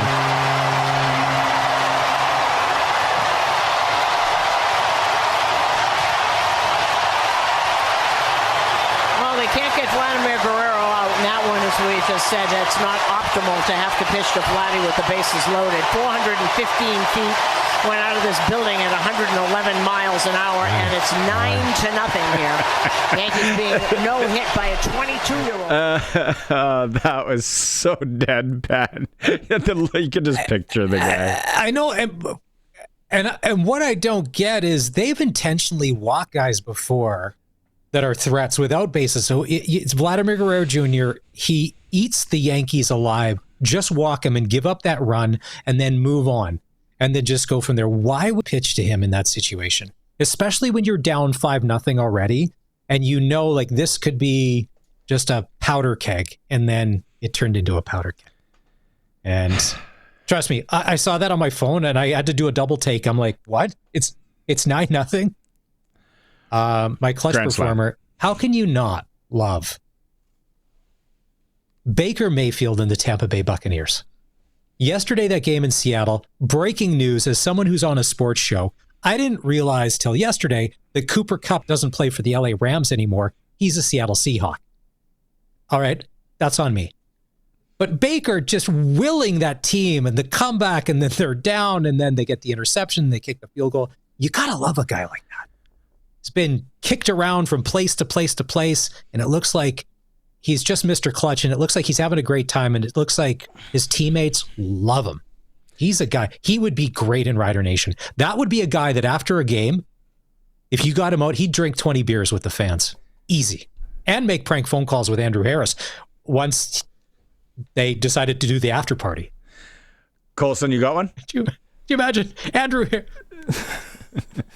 Yeah, I got one. Easy one. We've already mentioned him a couple times today. AJ Ouellette with like that probably 80-yard run. Like, yeah, Coach Harris was busting his chops a little bit for having to chase down a D lineman. If he was a DB, probably giving it up. But running 80 yards. And then they only got a field goal out of that. So potentially game saving there. Huge. And I was, when I watched that, can you play it one more time? Yeah. Yeah, right here. I was watching it. Like at one point, he's about 7 yards, 7 behind. Yeah, like that's great effort. And I thought for sure that guy was gonna fumble when he goes for the swat. Knock it out. Yeah, he was gonna knock it out and get the fumble, and the Riders would have got the ball back. Yeah. And I was wondering, in Edmonton or in Ottawa, do they have a screen? Did they have a screen in that end zone? Because you've seen this before, Barney. When the player is actually looking up at the screen, and they can see what's happening. I was wondering if there was a screen in Ottawa's end zone where he could see that Ouellette was chasing him down. Clutch performers are for Nick Service in Emerald Park, And your local Massey Ferguson, Challenger, Rogator, Gleaner, and Fent dealer. Call 781-1077. Okay, one more. Throw it. Forgot about this one. AAA U18 boys hockey. AAA midget. Clash top two teams, probably. Into overtime last night. Pat Canadians and Moose Jaw. Next time these guys play, go watch. Go watch. Maddox Schultz, the 5-4 in overtime for the Pat Canadians. Maddox Schultz, 4 goals. Only? Liam Pugh had 2 assists. Maddox and Liam aren't in the lineup for the Pat Canadians. Different ball game. No offense. Sorry, Haji and everyone there. But when those 4 goals, 5-4 win, and some of these other teams are probably like, oh, we'll play Pat Canadians. Oh, Maddox and Liam are playing with the Pats. Perfect. Speaking of the Pats, first win on the weekend, beat Swifty 4-2. Nice. Yeah. Nice. And they held the lead for a long time too. Like they were up in that game and they held the lead. And which I'm like, all right, that's the sign of a team that's getting better. That they're putting it together. They got a lead and then they held a lead. Because we're going to have decent. Ellis Mayette on the show in hour 3. Talking about the season, and he's got to be excited. He's Lumsden/Deer Valley kid. He's back in the fold. Edmonton Oil Kings are leading the Eastern Conference, 10 points. PA's got 9. Then Medhat, the Blades. Are the Blades ever going to be bad again? Whatever they're doing up there, good on. Because Maz, you and I grew up there. There were some lean. I covered them that one year. They won like 6 games. I know, but they got to win a Memorial Cup sooner or later. Like that's, and it's not like they're getting there to even have a shot at it, but that's their thing. The surprising one is in the Eastern Conference, the team that's still doesn't have a regulation win. Brandon. The Brandon Wheat Kings. That is odd. They're always usually pretty good. And they were supposed to be one of the favorites, especially in the East, going into the year. Little SJHL, I noticed. Weyburn now tops in the Bungie division. 4-3 win over Melville on Saturday. Melville doubled them up 8-4 on Friday, so that would have been a good series to watch. Shout out to Warman who almost gave Flin Flon their first loss of the season. It was the Flon 4-3 in a shootout.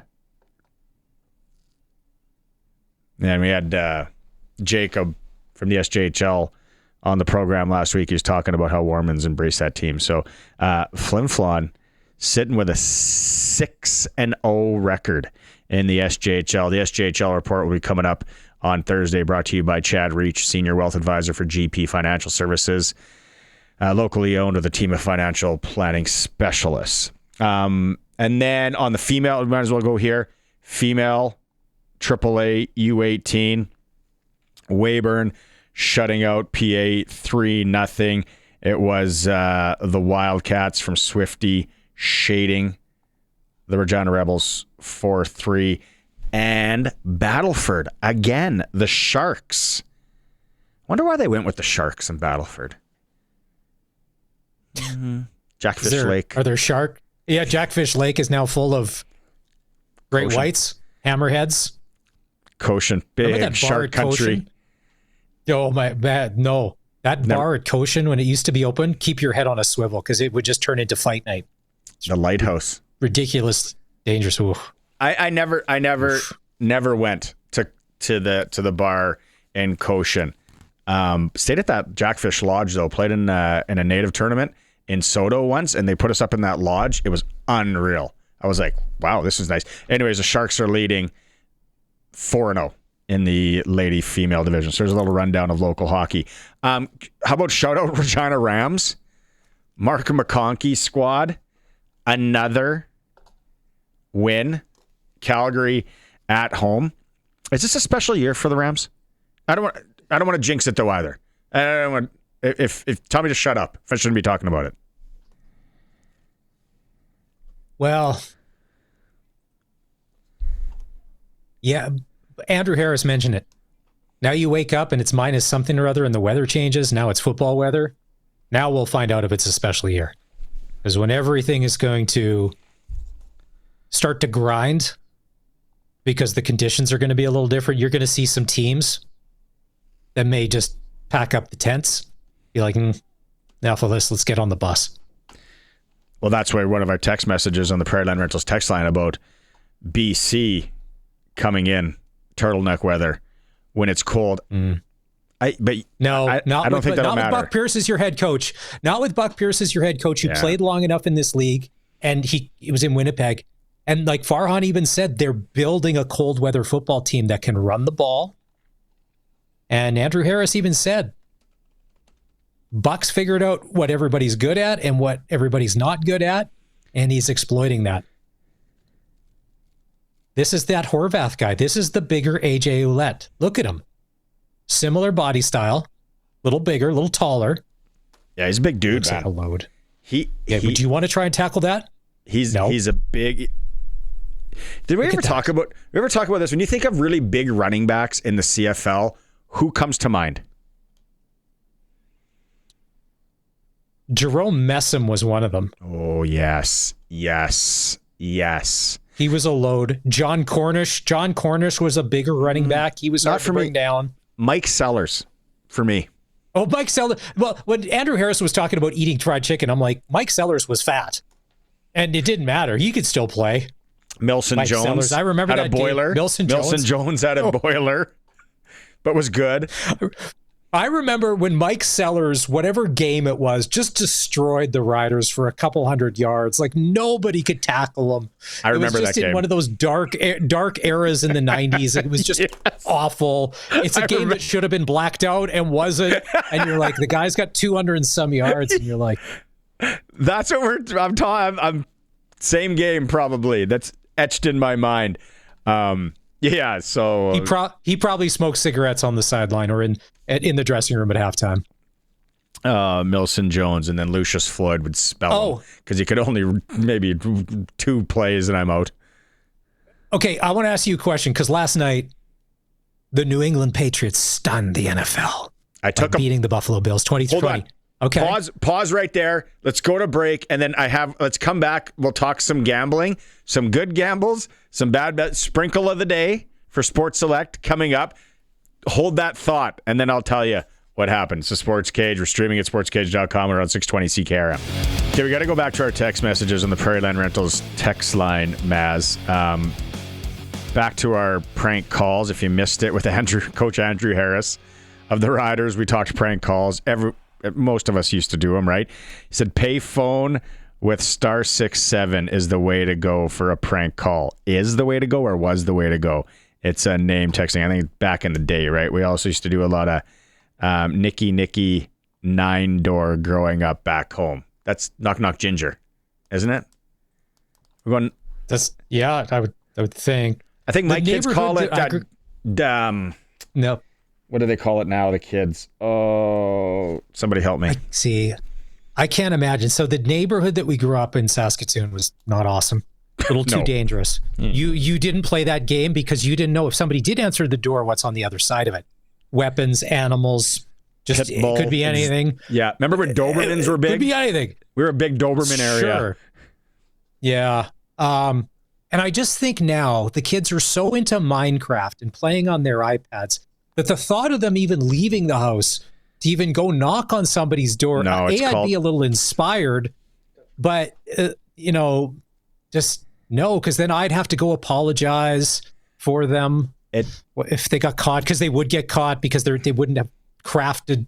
Remember, it was one thing to do it. It was another thing to not get caught. That was that was part 2 of how to be a degenerate growing up in this province, right?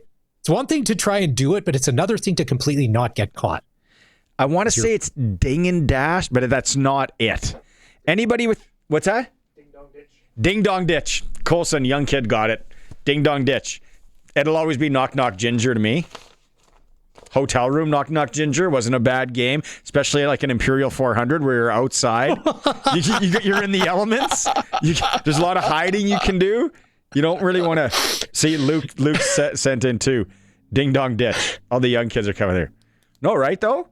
Any kind of motel where you had the outside, so then you could just run to the bush, to the forest, to the river. I would love to pay you to go do that at the Imperial 400 these days, and they don't call it that anymore. To be like, I will give you body armor, but you have to do 10 different doors.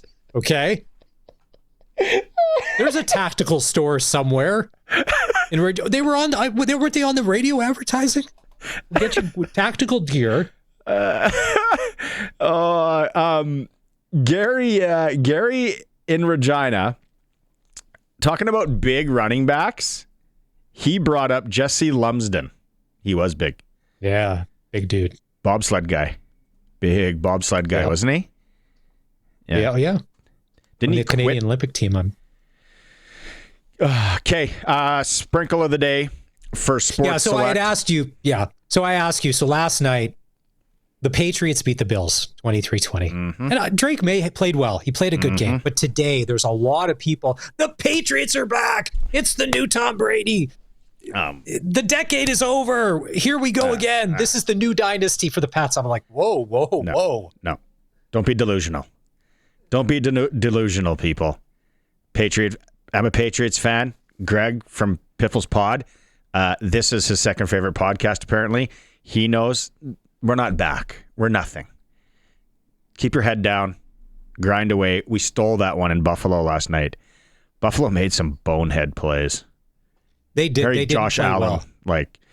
I hate those uniforms too. They were awful. It was a 3-point game, which on Proline is a tie. And I always do my combo tickets on Saturday with Sports Select. And I like to go 4 games, and I try and pick 3 that are going to be 3-point games as ties. Right? So, that one, I left off the board. Yes, I know. Whatever. I hit, though, for starters, holy Baltimore. They're 1-4. That's a bad football team. How many tickets are ripped up for futures and that people took the Ravens, which you can play futures on Sports Select.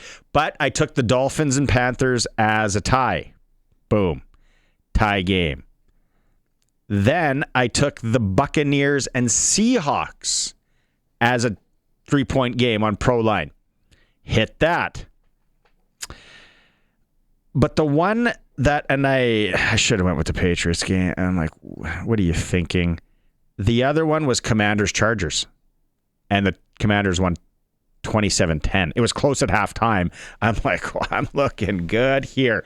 No way, Jose. And then my third game, which I thought was a lock, and I lost two of my survivors. I'm out of 4 survivors after the weekend. I'm down to 1 because I took 2. Because whoever plays the Tennessee Titans, if it's the Regina Rams, I'm taking the Rams. No, but the Cardinals and that idiot that dropped the ball at the goal line, the Cardinals somehow lose to the Rams at home by 1 point. Or the Titans, I mean. Titans aren't good. So that game screwed me on my combo pick on Proline. But tonight, sprinkle of the night. Where would you go here, Maz, for Sports Select? Let's bring it up. Now you can just do it online. The QR code, go to the Lotto spot retailer, get them to scan it. You don't have to fill out any cards anymore if that's what you want. I like filling out the cards. Do you? Here's tonight's line, Monday Night Football. Pro line. Do you like that tie? Like, do you like that 340 on a tie? A 3-point game? I don't mind that. No, the only thing I feel good about here is the over. Do you? I can't keep in mind. I don't know, because Jacksonville is another one of those teams that this should be a Kansas City win. It should be. Then every once in a while, Jacksonville, a team which you never see on TV, Trevor Lawrence will come through. I'm excited to see Travis Hunter because it really hasn't been on national TV. 45. Maybe they put up a bunch of points. 45 and a half. 45 and a half. The over. Is your Maz is saying sprinkle of the day for him is the over. I'm going to be crazy. I got egg on my face tomorrow. I'm okay. I'm going to go 3-point game. I like the Pro Line tie, paying $3.40. It is Sports Select. Like I said, generate your QR code, do it online, do it on your mobile device, go in, scan it, boom. Every bet is 100% legal, chance to winning cash in hand. Sports Select, when you're ready to play, bet on the original, must be 18 years or older to play and play responsibly. And then you go down the futures one day. You want to go down a rabbit hole, futures? I know we're going to break, Colson. NCAA, NBA final, NASCAR, soccer. You can bet a future on anything. It's a Sports Cage. We are the home of the Saskatchewan Roughriders on 620 CKRM. Celebration in Edmonton. Hockey's biggest stars staying. Connor McDavid and the Oilers agreed on a 2-year, $25 million contract extension. They announced that today. That is a bargain. He is not the highest paid player in the NHL, but definitely the best. The Saskatchewan Roughriders have signed American defensive back Nafis Lyon. 5'9", 185, joins the Riders. 4 years of CFL experience. He won a Grey Cup with the Montreal Alouettes. Also played with Edmonton. Major League Baseball. Jays off. They're in New York tomorrow. The Dodgers and Philly up 1-0. Brewers host the Cubs up 1-0. National Football League Week 5 ends tonight. The Chiefs in Jacksonville. We just talked about it. What do you got there? Maz likes the over. And the SportsCage.com poll today. What was the most satisfying sports story of the weekend? We have the Riders, the Blue Jays, the Rams, the Pats, and Maddox Schultz scoring 4 for the Pat Canadians. You can vote at SportsCage.com. It is for Extreme Hockey and Sport. Whatever your sport is, Extreme has you covered. They have the price match guarantee. Get in right now to check out the new Bauer Flylight gear as well. They're local. They support local. Extreme Hockey and Sport in Regina. We got about 30 seconds before we got Darian Durant on the other side of this. Maz, what do you got? Closing remarks in hour 2. Well, we'll have to ask Doubles because after the game, he's in the Rider locker room dabbing it up with a bunch of Rider players. We got to ask Darian about his trip to Ottawa. Was he speaking at Parliament? And we was got he to there ask him talking about climate change? Prank calls. We got to ask him about prank calls. Name, before we go to break, here's a text message, Prairie Land Rentals text line. When I was a kid, we'd stay at a hotel. I would take the TV remote control from my room, and if the hotel had them, go outside to the ground floor rooms and switch the channel on the TV while people are watching through the window. They'd go wild wondering how their TV was switching channels. Solid one. Real solid. Knock Knock Ginger. What a game. We should get a tournament. Sports Cage Knock Knock Ginger tournament. It's a Sports Cage. Tomfoolery all over the place here. We're streaming at sportscage.com and we're on the home of the Riders, 620 CKRM. Hour 3 of the show on this Monday, like you said, for Kellen Solar experts in Lumsden, Saskatchewan. Maz is with me. Colson's in the pocket. Prairie Land Rentals text line always open for you, 936-6262. YouTube chat is open. There's some good ones out there today. Shy thinks Trevor Harris is playing with an injury. Jeffrey is saying Jerome Messam as a big running back in the day. We're talking big running backs. Cornish wasn't that big. See, I didn't think he was too. Maz says he was. Jeffrey also, he'd still be doing prank calls if he could find a payphone, adding ding dong ditch. Maz and I call it knock knock ginger. Knock knock ginger. Knock knock ginger. Saskatchewan Roughrider Foundation 50/50, riders5050.ca. Early bird prize before Thursday at 5 p.m. this week. It's a Grey Cup ticket package. The package includes flights from Saskatchewan to Winnipeg, probably Regina or Saskatoon. 2 nights at Alt Hotel in downtown Winnipeg. 2 tickets to the Grey Cup, or you can take $4,000 cash. And then also, don't forget, we got an hour left. We're playing SaskTel Pick the Score. What do you think the score is Friday? Argo's in town to take on the Riders, 7 p.m. kickoff.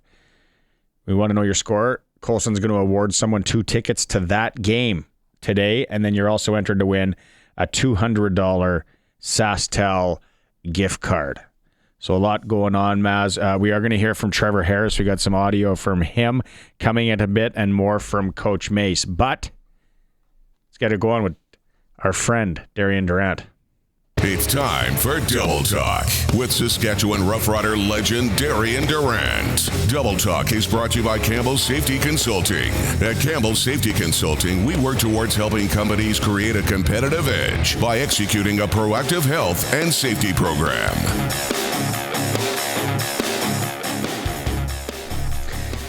All right, Darren, I know you and Maz have talked today, but if anyone saw the videos on social media, I got to ask, what the heck are you doing in Ottawa on Friday? Are you there meeting with the Prime Minister? What's going on? Are you like a new political envoy? I wish I was that special. Had an opportunity to catch an East Coast game. Haven't had a game all year. Craig Reynolds presented me with an opportunity to come up to Ottawa and meet with Discover Saskatoon and check out the game and be able to have a up close and look at the squad and be able to meet everyone. So it all worked hand in hand, and just want to thank Craig and Steph over at Discover Saskatoon for making it happen for me. There we go. Yeah, that looked fun. I'm like, wait a minute. Is that an old video? Yeah. What the heck? What is going on here? You never mentioned he was going to Ottawa? Yeah, I kept that quiet. Yeah, Darian. Hey, Darian, we've been talking on the show. I got rid of my landline earlier today. This was 5 decades in the making. Andrew Harris came on, said him and his buddies used to make prank calls all the time after having a few drinks. So I'm wondering, at what age were you making prank calls if you were drinking? You as a kid, were you and your brother, were you prank call kids? Like, or you and your buddies? No, we weren't really prank call guys. I wasn't with those type of shenanigans, man. My mom, she was pretty strict with the phone. We could only use the phone at certain hours during the day. We had to make sure homework was done and all that kind of stuff. So I really didn't have an opportunity to. I wish I did, looking back, because it seemed like so much fun, but I never could. What about knock knock ginger or ding dong ditch? Did you play any of that? Yeah. No, I did that. Like I was. That's how I practiced my speed a little bit and my agility, knock, knock, run away, get away, and not get caught. So I think every kid did a little knock, knock, and run. I think that was just the norm. I think most kids thought at the time when they were doing it, you were so clever that the neighbors, they always knew who it was. It's not like you were surprising. They always knew. Maybe they didn't say, but they always knew. You weren't as clever as you. I think we forget that our neighbors were kids at one point in time. And when you're kids, you don't think that the adults have that much experience, right? So looking back, they knew everything that happened. We thought we were getting away with something, but little did we know they've been through it. They probably did it themselves when they were younger. Okay, to the game. Positives, Riders score a first quarter touchdown. We start fast offensively. Yay. I wake up Saturday morning, Darian, and I'm like, did we seriously only win that game by 7 points? Like it felt like the spread, we should have won by 25, 30 points. Yeah, I think that, the game should have been a little bit larger margin than it was. You look at the Trevor Harris turnover down there late in the game when the Riders were about to score. I think that swayed the score a lot more. But you know what? I'm not as disappointed or as worried as a lot of people. I think that, when you look at Trevor's performance, he only threw 6 incompletions. He had a very efficient day. I'm sure there's a play or two that he wish he had back. But, he threw a great pass to Schaefer Baker early first quarter that Schaefer Baker dropped, and it could have kept the drive going. So, you know what? It just takes time to get this chemistry back. I think you're getting your starting lineup back at the right time with a meaningful game coming up, and you have all of your guys there healthy and ready to go. I think this will be a telltale game where you can really determine if there's something to worry about or not. Okay, so you've only seen them on TV, but you had a chance to see the squad for real, live in person. What's something that maybe you noticed about the team, be like, oh, maybe that hasn't showed up on camera yet? What was something that you saw to be like, all right, Rider Nation, feel good about this? No, just seeing that defense fly around and forcing turnovers. I think you've been seeing that all year from them. Just seeing them in person fly around. They're physical. They make plays on the ball. Jameer Thurman's a stud. I think that, seeing him up close in person and watching him patrol the middle has just been a treat. And, this defense, they're opportunistic, man. They can attack the ball. They can make plays, and they don't give up a lot. So I was happy and pleasant to see the defense fly around and play like they have been all year. What was Ottawa's defense? Are we not giving them the respect when you watch it? Your eyeball test, you're there live. We talked to Coach Harris earlier, and he said, that Ottawa defense held us in check for a lot of the night. Yeah, they play well, and they have so much to play for. They're fighting for their jobs. No one on that team knows the future as far as their employment is concerned, so they're going to go out there and give it their all. So you have to give them credit. They made plays. That blitz at the end that forced the fumble on Trevor, that was a great disguise by the Ottawa front.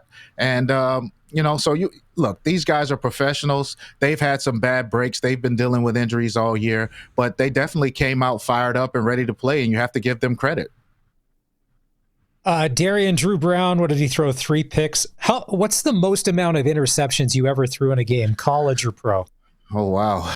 I know I've thrown 3. I don't think I've thrown 4, because if I would have thrown 4, I may not have been in the game much longer after that. But it's tough whenever you're playing with desperation. You're trying to find any and everything you can to work. And even some of the passes, Geno Lewis went up and caught one in double coverage that should have been picked, in my opinion, as well. It just wasn't his day. He wasn't seeing the field like he normally does.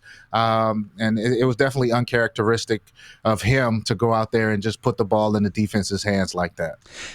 The short yardage, obviously, and we talked to Coach Harris too, you want Tommy Stevens doing that. Best in the league at it. He said maybe the best ever doing it. So then they got AJ doing it. If you've ever taken a snap under a center, it's not like what one thinks, where the ball just comes back and it's easy. Like, you can break your fingers, you put it in there wrong, it gets cold, things move around, the snap's different. It's all that. Do you like AJ there? Would you rather see maybe, Cohen or Mayer in there? You know what? I just want to see the best guy there. I mean, it really doesn't matter who it is. I think if you get the reps in during the week at practice, you stay after practice with the center, you make sure he's firing off the ball as if it's a game-like situation, then, you want to put the best guy there. So, unfortunately, Stevens, he's out with an injury, but AJ Ouellette, he's used to carrying the ball in tight quarters and trying to fight for a yard or two here or there. So I don't mind this as long as he's getting the reps, and it's not like it's new to him on game day. Okay, so Darian, the nice guy, is out the window. The Ottawa Red Blacks have missed the playoffs 5 of the past 6 years. It's year 3 of Coach Bob Dice. There's a couple of games left. You have a head coach on your sideline coaching special teams in Rick Campbell. If it were up to you, do you make a move on Dice now?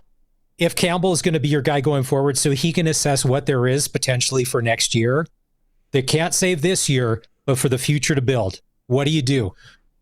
I mean, at this point, with a few games left, you just let them ride it out. I mean, there's no need to make a coaching change now. If it's something that you're going to do, I'm sure Coach Dice is aware of it. It's just a part of the business. He's been in this game for a long time, so I'm sure he knows or is under some type of impression that this could be a change that's coming. And whenever you hire a guy like Rick Campbell as an assistant coach, you're also looking over your shoulder a little bit, because it's tough to coach in those situations, especially if you're struggling. So I think it's inevitable. I hate to see it because Coach Dice is such a good man, a good coach. It's just unfortunate with the injuries and the just no stable lineup that he's been able to have, no quarterback depth, and he's just been going through every worst nightmare that a coach could have. So, but at this point, I mean, Ottawa, they're looking for some spark. The fan base is looking for hope. It's a pretty empty stadium out there, and that's not a good sign. Yeah, well, you got to see it live. Like, how many people do you think were actually there on Friday? Man, I would say 15,000 maybe. The entire upper bowl on the the player sidelines was pretty empty, and it just wasn't a good sight for October football. Meaningful football. One thing, and listening to the post game show, and people are calling in, and hey, we all know Rider fans, and the ones that it's like 24-hour rule for you. But people are criticizing Coach Mueller and the play calling, and then Harris, and we're not going down the field enough, and they want this and they want that. To the fans, Darian, as a quarter, because you used to hear it too, I'm sure, back in the day. What do you tell the fans about the actual how a football game works, how the strategy of a football game works? What do you say? Look, it's not easy to just stand back there and throw the ball 50 yards down the field every single time. Like, I mean, these guys, they're trying to pre-safety. Right. I mean, look, the entire league knows how accurate Trevor Harris is, right? They're not just going to play man-to-man all game or play zero blitz coverage where you give him these one-on-one opportunities. They're going to try to make him take the underneath throws and make it tough for him and make him march the ball down the field. So, I mean, look, you had a 82-yard pass to Myers. He broke another one. You had a late sluggo route to I think it was Myers again. He had some huge plays. And I think if you realistically, if you can get 3 to 4 explosive plays a game, then you're going to have some success as an offense. So, like I said, I think if Trevor went down and they scored a touchdown when they were down there, he doesn't fumble. You're looking at maybe a 24-7 game or something like that. I think the fans will feel a little bit better. But look, a win's a win. It's a road game. It's tough to go across the country and win. And now you're playing for the game to put yourself in the West Final at home. So I don't care how you get it done. It's done. And this game this week is for, is very, very special. Okay, if Brett Lother's healthy, is he kicking this weekend against Toronto on Friday night at Mosaic? I think we'll get a consensus from Rider Nation that he should be out there. I mean, careful what you wish for. Know. Exactly. You never know, what you're missing until you don't have it anymore. So, even though Lother has his struggles, I think that in clutch moments, he's the guy that you want in there. Okay. No. Deadly. Do you feel bad for Campbell Fair in that one, Darren? Like, he hoselled one. Golfers know what that means. Yeah, you do. I mean, the thing you pointed to is nerves. I'm sure everyone is saying the same thing. I mean, you get out there and it's this is the big leagues, right? And for you to miss that bad, you have to chalk that up to nerves. And you do feel bad for a young guy. I mean, on a stage like that, this is professional football, and to shank one like that, you can't be happy about that. So my heart does go out to him a little bit. I'm still amazed just watching you now, and you smile and you're cordial and all of this, but at times playing for this football team must have sucked when it didn't go well. We don't have to get into it. So I give you a lot of credit, or maybe just enough time has gone by, because we're the we're the best and we're the worst, the absolute worst. All right, I want to ask you about some other stuff. Hamilton looked like they got their groove back. You never know what team's going to, but then the other thing, the BC Lion offense, they're on fire. That looks like Winnipeg under Buck Pierce for many years with Zach. And that defense is coming around. Matthew Betts has got, 13 or 14 sacks. They just playing a little bit of defense, and that offense is rolling. Yeah, I mean, BC's looking good. And I talked about it earlier this season that with this Mike Benavides defense, you needed some veteran presence and you need continuity. And you can see that the more and more this group plays together, the stronger they get as a unit. So they're not giving up as many big plays. They're forcing the offense to take whatever underneath throws that they may give. That's just been a staple of Mike Benavides. And with that offense and Nathan Rourke, it's just a matter of time. He's shown flashes over the past couple years that he can play at a high level, and he's starting to do that now. This BC team could be scary, as the season goes on. So luckily for the Riders, when you win games early and you put yourself in position to have a home playoff game, you can get these guys outdoors and get them in elements that they're not comfortable with, and that'll be to the Riders' advantage. Well, like the Calgary stamp.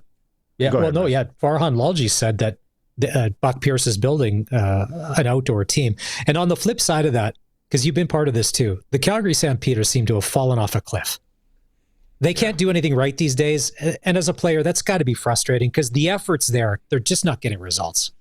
Yeah, I mean, it's tough. We went through this in 2013. We went on a 5-game skid towards the end of the season. So these things happen, man. And when you have everyone pumping you up early in the season and telling you you're the best team in the league and you're beating teams left and right, you're going to get everyone's A game as the season goes on. And now there's more film on Calgary and VA and everything that you need to see with this Calgary team. And the opponents are making adjustments. So, I wouldn't write Calgary off just yet. Like I said, in 2013, we went through a 5-game skid, and you just have to have a meeting amongst yourself and just, forget about everything that happened in the past and move forward because, you're as the team, you're the only ones who can make a difference. You can't listen to all the noise outside.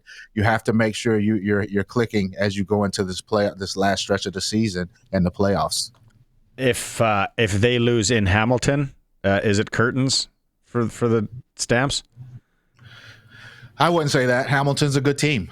I mean, going on the road and playing against a team that's as hot as Hamilton and which are potentially league MOP again and Bo Levi. I mean, this is not going to be an easy task. So I wouldn't write them off yet. We'll see how it goes. There'll be a crossover for sure. We know that. We'll just wait and see who it is. But I don't think Calgary, you can write them off at all. How about them Cowboys dominating the New York Jets yesterday? That was nice. I watched that game from start to finish. And what did he say? The New York Jets. Yeah. You can't put too much on that, man. I know we need to take it 1 week at a time, one game at a time. I know, but 2-2-1 is solid. Did you see Jerry giving the bird? Did you see Jerry giving the bird to the fans after the game from his private suite? That was nice. Well, the Jets fans deserve that. But look, hey, a win's a win. We won't complain. That's it. That's it. We're all part of Cowboys Nation. We love Baker Mayfield. And breaking news: Cooper Kupp doesn't play for the LA Rams anymore. He's a Seattle Seahawk. That's what I learned yesterday. Oh wow, Mass. You have to get up on your pro football study there, buddy. All of a sudden, I'm like, Cooper Kupp. I'm like, when did he stop playing? I'm like, oh, that's right. He doesn't play for the Rams anymore. I'm gonna say I would have been in the same. I would have been like, oh yeah, he's not there anymore. Okay, all the NFL games yesterday or this week. Which one was the most surprising for you? Which one was the head scratcher for you? Oh wow, head scratcher. I'm thinking that Arizona and Tennessee game, the way they lost that game. Awful. You get an interception and you fumble just by hitting the ground. Tennessee jumps on it. man, just to lose, like you're down 21-6 going into the fourth quarter, and usually in the NFL that's a guarantee. So that would have to be the most head-scratching game of them all for me. Patriots. Oh, well, that's big time. I didn't even think about that. Now that's huge. That was huge for the Patriots, but that just shows you the type of coach that Mike Vrabel is, man. Yeah. I'm a huge fan of great coaching, and he shows that each and every year. Okay, we want to leave you with this. Colson found it. He's gonna put it up. Just it was August 20th, 2016. Oh, Colson, why you got to do a guy like that? Come on, Colson. Come on. Wow. What was 53? What was the score, Colson? And what year was this? I do not sanction this at all. This is a low blow. Low blow. And what year was this? 2016. 2016. Oh, and that's the day after my birthday. Wow. Colson. Colson. 53-7 loss to the Tiger Cats. We're going to edit this out of the podcast. This is not going on the stream. Darian threw 4 interceptions, and Colson was like, "No, I think he threw more." That's just Darian. Well, let's regroup for next week. Yeah, sounds good, man. I need to go after seeing this. Wow. Go have some Cavassier. See you, Doubles. Guys. Right on. Double Talk with Darian Durant is brought to you by Campbell Safety Colson. Consulting. What are you doing? Does your workplace have the proper safety program? If not, call Campbell Safety Consulting. No, it's all right. It's funny. I talked to Darian today. I'm like, hey, we should do a Rider Nation podcast coming up here. He's like, yeah, sure. Now, Colson, thanks for that. Now there's going to be no return calls or messages. Never to be heard from again. Prank call him till he answers. It's the theme of the day. He never answers. You got to. Colson. Okay, let's go to a quick break. We'll come back, read some text messages. We're going to hear from Mark Mueller with Dave Thomas as well. It's a Sports Cage on the home of the Riders, 620 CKRM. Wayne on the YouTube chat, Prairieland Rental style, 600 Albert Street. You get to deal with the owner. Now's the time to start thinking about Husqvarna snow throwers. They have them in. Wayne says Trevor Harris seems off, although he still threw for 341 yards. Shy says that he thinks Harris is playing with an injury. Some people have thought that since the Calgary game because it was a physical game and they got to him a couple of times, and it's just sort of kind of been about that. Now, the 341 that Harris threw for, remember, 82 of that was yak yards from Myers after the catch, okay? And hey, listen, it all goes to the stats, But unfairly, sometimes quarterbacks get tagged with interceptions that aren't their fault. That's just the stat line. Same thing with yards, where that's Myers being a great athlete. Man, he's a find. We haven't had many text. Yeah, we haven't had many text messages on the Connor McDavid thing. That was hour one. There were a lot. People were piling on the Darnell nurse and all that. But hold on. There's one on the Blue Jays I want to get to here. Avery messaged in a while ago. Today was an optional, and this is alleged. Avery and our YouTube chat. Today was an optional workout for the Blue Jays and Yankees. Every Blue Jay showed up, and no Yankees showed up. This series is over, according to Avery. Okay, on the Connor McDavid thing, yes, it was announced today. I think a lot of people are Connor McDavid doubt because this has been 3 months of will he, won't he? And it's like, who cares? Who cares? Like, if he stays, he stays. If he goes, he goes. Yes, it will be big news. But ever since the day Wayne Gretzky got traded, hockey was changed forever, so nothing will ever be as big as that. So I think he's signed. Okay, finally, it's over. Put it to rest. Because everyone's out there speculating. Oh, what about this? What about that? And then I was reading from some credible people picking the Toronto Maple Leafs to win the Stanley Cup this year. Like, no, what? That's not. Who's doing that? If we could get them on the show, I'd be like, hey, come on. This is going to be great. And I'm like, really? You're picking the Leafs to win the Cup? What makes you think from what they did in the offseason and losing Mitch Marner, picking up Nicholas Waugh, that the Leafs that's definitely not happening. Well, no, but then on the flip side of that, how many people, and I know that Barkov got hurt and he's going to be out for probably the year. no respect to the Florida Panthers that they'd even have a chance to win a Stanley Cup again. I think Brad Marchand, Sam Bennett, so on that recap of the Stanley Cup,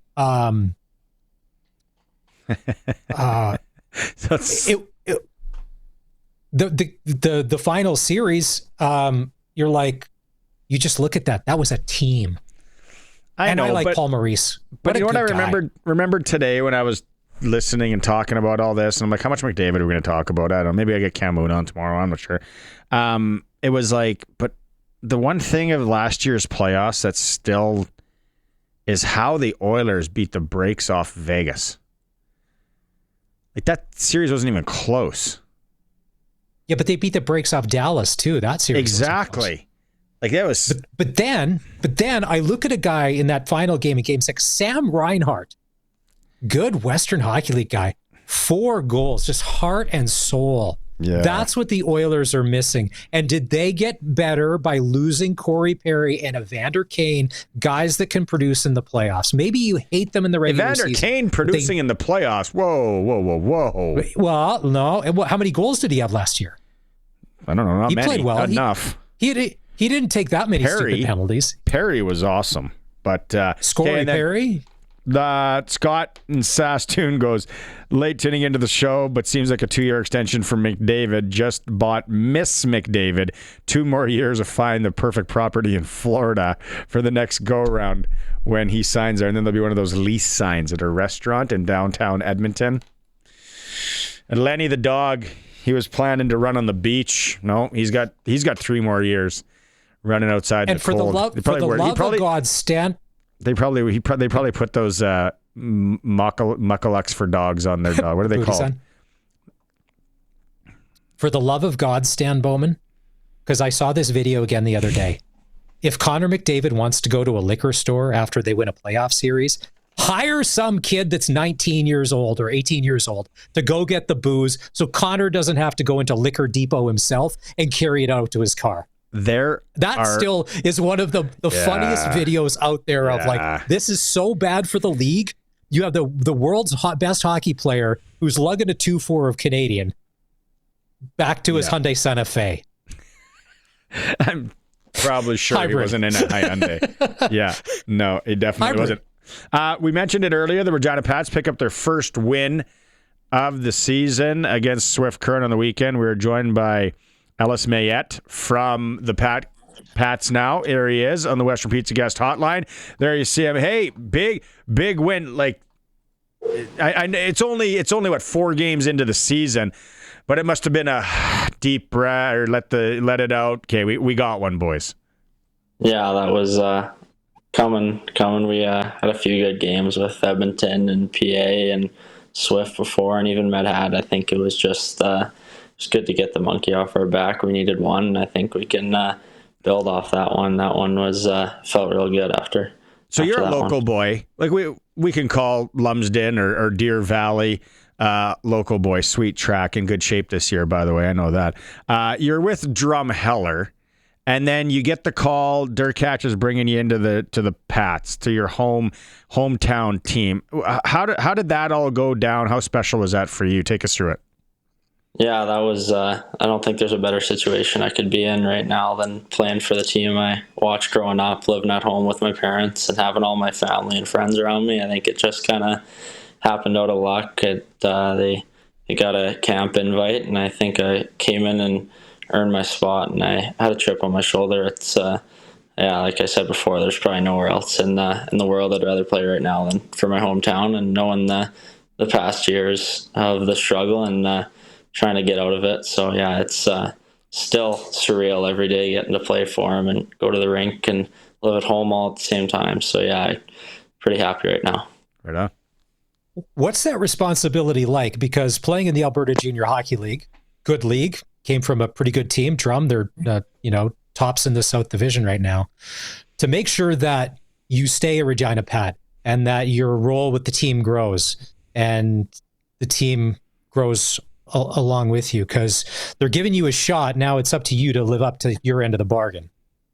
Yeah, I think it's just take it day by day. Go. It's a lot different, the league in general, from the Junior A. Junior A is still a really good league, but there's the best players from Junior A are going to the Dub, and then all their best players. So yeah, it's just getting used to it, and I think take it day by day. Don't look at the big picture too much, and just try to focus on myself, control what I can control, and don't let others beat me out for my spot. You got so 4 games in, you got 3 goals and 1 assist. You got a point a game. What goals did you have going into the year? Mom and dad giving you like a point a game, or going to give you $25 a game like back in Atom hockey or anything? No, they didn't do that this year. I mean, I wish it was like that, but yeah, I got to score. So yeah, I don't know. I kind of just came into camp trying to make the team, and then once I signed, I just tried to make the most out of preseason and try to get used to the league, knowing that it's different, and then take it day by day. I don't know if I have a number set, but it's just score when I can, take the points while I can, and yeah, take it day by day. You said you guys have had some really good games against some of the better teams in the league. What's something that you can see right now that maybe it hasn't clicked just yet, but it's going to make you dangerous come Christmas, and then as we get into February and March of this season, team-wise, what's going to make you guys somebody that's really hard to play against? I think all 4 lines, we got real good depth on our team. Maybe we don't have the star player that some of the other teams do, but our depth is really good, and our D-core, it's almost every guy's returning, and they all have experience now, and they're real good. And then get to our goaltending, and we have 3 solid goalies right now. I know we probably won't roll with 3 this year, but just being able to win in different ways, I think we can score. We can also win in games 2-1. So it's being versatile and not just relying on one line or one guy to do all the scoring or a goalie to make all the saves. I think we got depth. I'll leave you with this. Do you know how many rounds of golf your father is projected to play this year?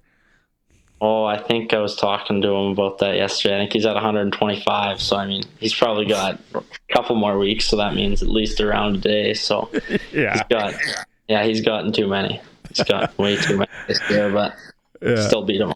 So. Do you peel him? Yeah, sometimes.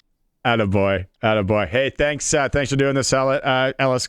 Congratulations on making the team, and then keep it up. Love what you're doing. Love watching it. Good job. Yeah, thanks for having me. Right on. There he is, local boy. Thanks, Ellis Mayette. Yeah, his Barney. One of the best things about this and the way that the NCAA thing is all unfolded, because remember, for the longest time growing up, you and I are for it seemed forever. If you were a Western Hockey League guy, you were a Western Hockey League guy. But if you were a Saskatchewan Junior Hockey League guy or AJHL, like they never crossed paths, they never crossed over. You were one or the other, and you were put in that spot. And you never, whereas now you see guys that are in the A and the SJ and the MJ, and they're getting chances in the Western Hockey League. I think it should have been like this all along. As opposed to, you shouldn't have got pigeonholed before that. You're an SJ guy, you could never play in the Dub. Well, don't give me that. If you're the best player on, let's say, the Weyburn Red Wings, like you could make a dent as a PA Raider. That's a good point. That's what I like so far about this year. And how about Gavin McKenna giving the horns down to ASU?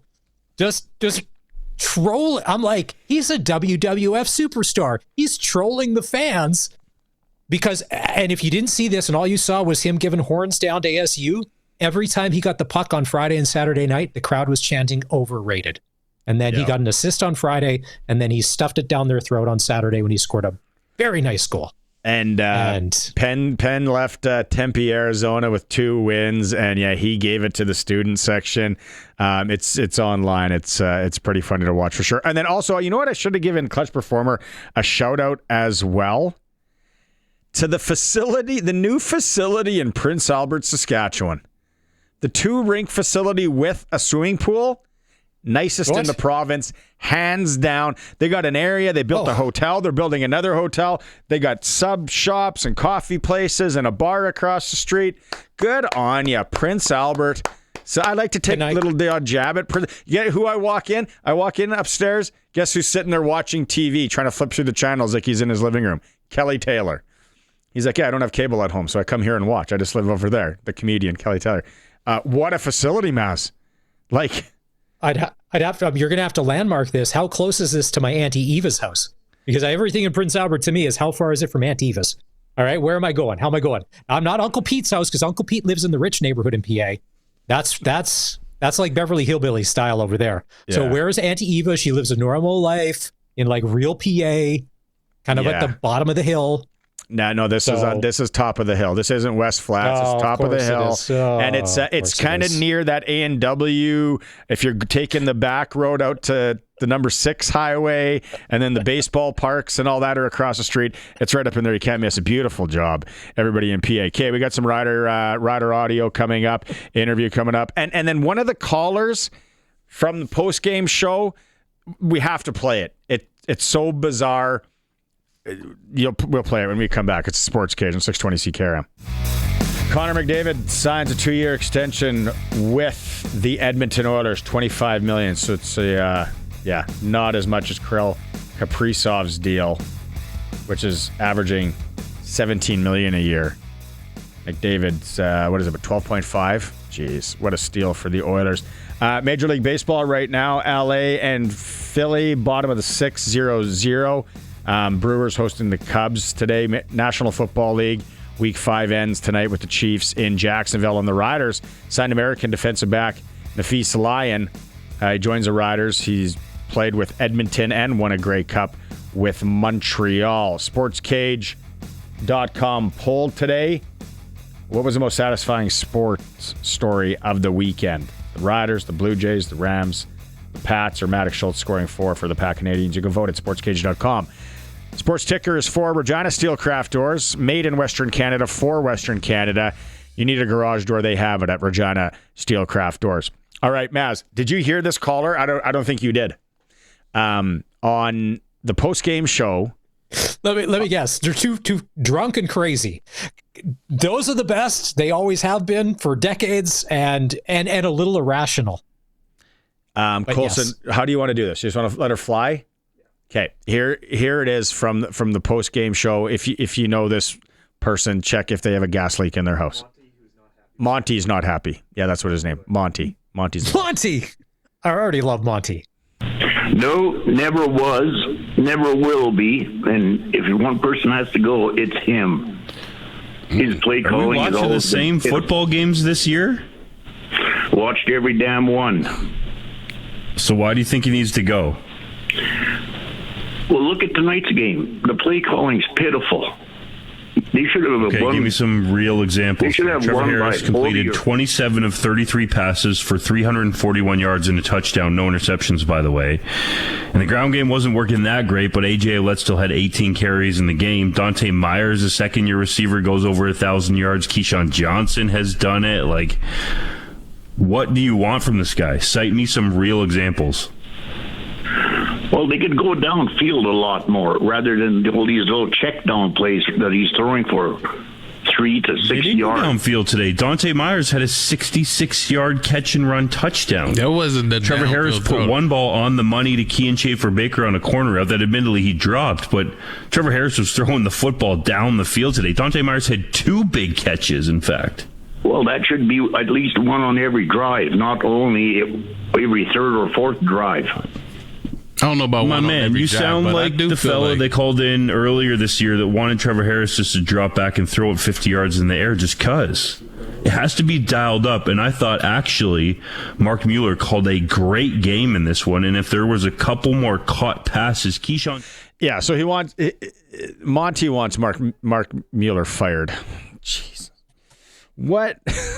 Throw it down the field. It's not a video game, Monty. And there's strategy behind everything. It's not how it works. And they go on talking about he's going to be a sought-after head coach candidate in the league. I hope that right now Monty's listening. Because we were talking prank calls all day to be like, boys, called you on Friday, and you're replaying me on Monday. Who wins? Touchdown. 2-point convert, Monty. Scoreboard, Monty 8. CKRM football staff, 0. Monty. Monty, you got a fan in Mass.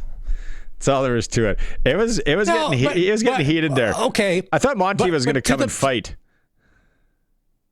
Yeah, Monty would come through the phone. I'd put money on Monty. But you and I both said at the start of the show, we were expecting 40-some points by the Riders. This was going to be a beatdown on the Ottawa Red Blacks. We were going to correct everything that's been wrong with how we've been playing lately, and we're going to snap this losing streak, and we are just going to lay the boots to Ottawa.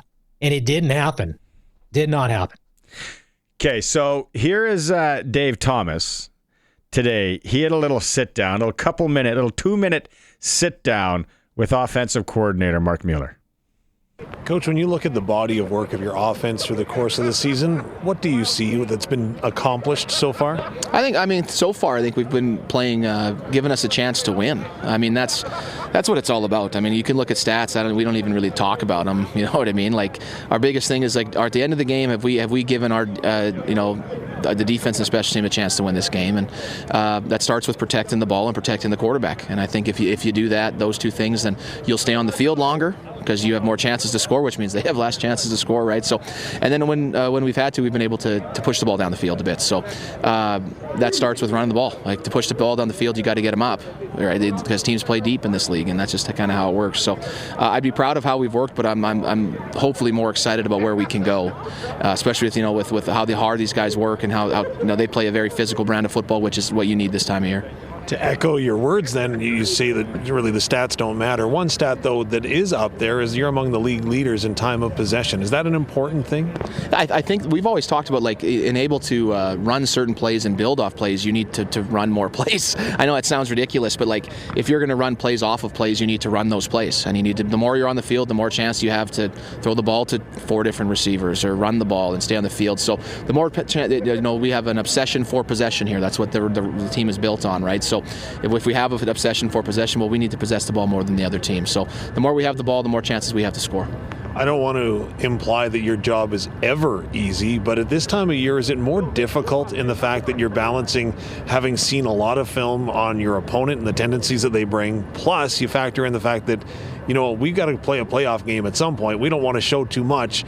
There's got to be a lot of this going on in your decision making. Yeah, not as much that last part yet, because we don't really. It's not at that time to think of yet. You know what I mean? But the more film you have, the more games you play against. I mean, in the CFL, you play teams twice, and sometimes, like, in a couple weeks here, we're going to play Winnipeg and BC again, right? But we play Toronto for a second time, right? We haven't seen them from the beginning of the season, so that's a little bit better from what have we done since then? What have they done since then? But it does get harder later in the CFL season with 9 teams of doing different stuff all the time. So it just comes down to execution and who's the more physical team and who executes the better. So, I mean, that's what we're out here trying to get better at, and that's what we have the faith in our room to do.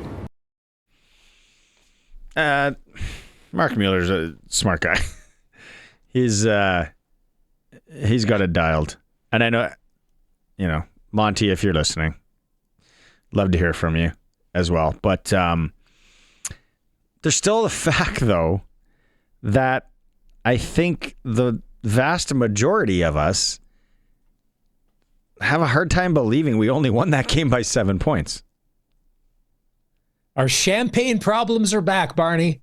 Champagne problems. We're so good. It's not just good enough to win. We need to be dominant in winning. So remember the good old days where we'd scrap and fight. Hey, if it was 1 point every game, it didn't matter. It didn't matter. I know. Now we expect more. We want more. We deserve more. What about this Friday? Maybe will we see Toronto rolling into here with who's quarterbacking them? Jarrett Daggy or Seth Daggy?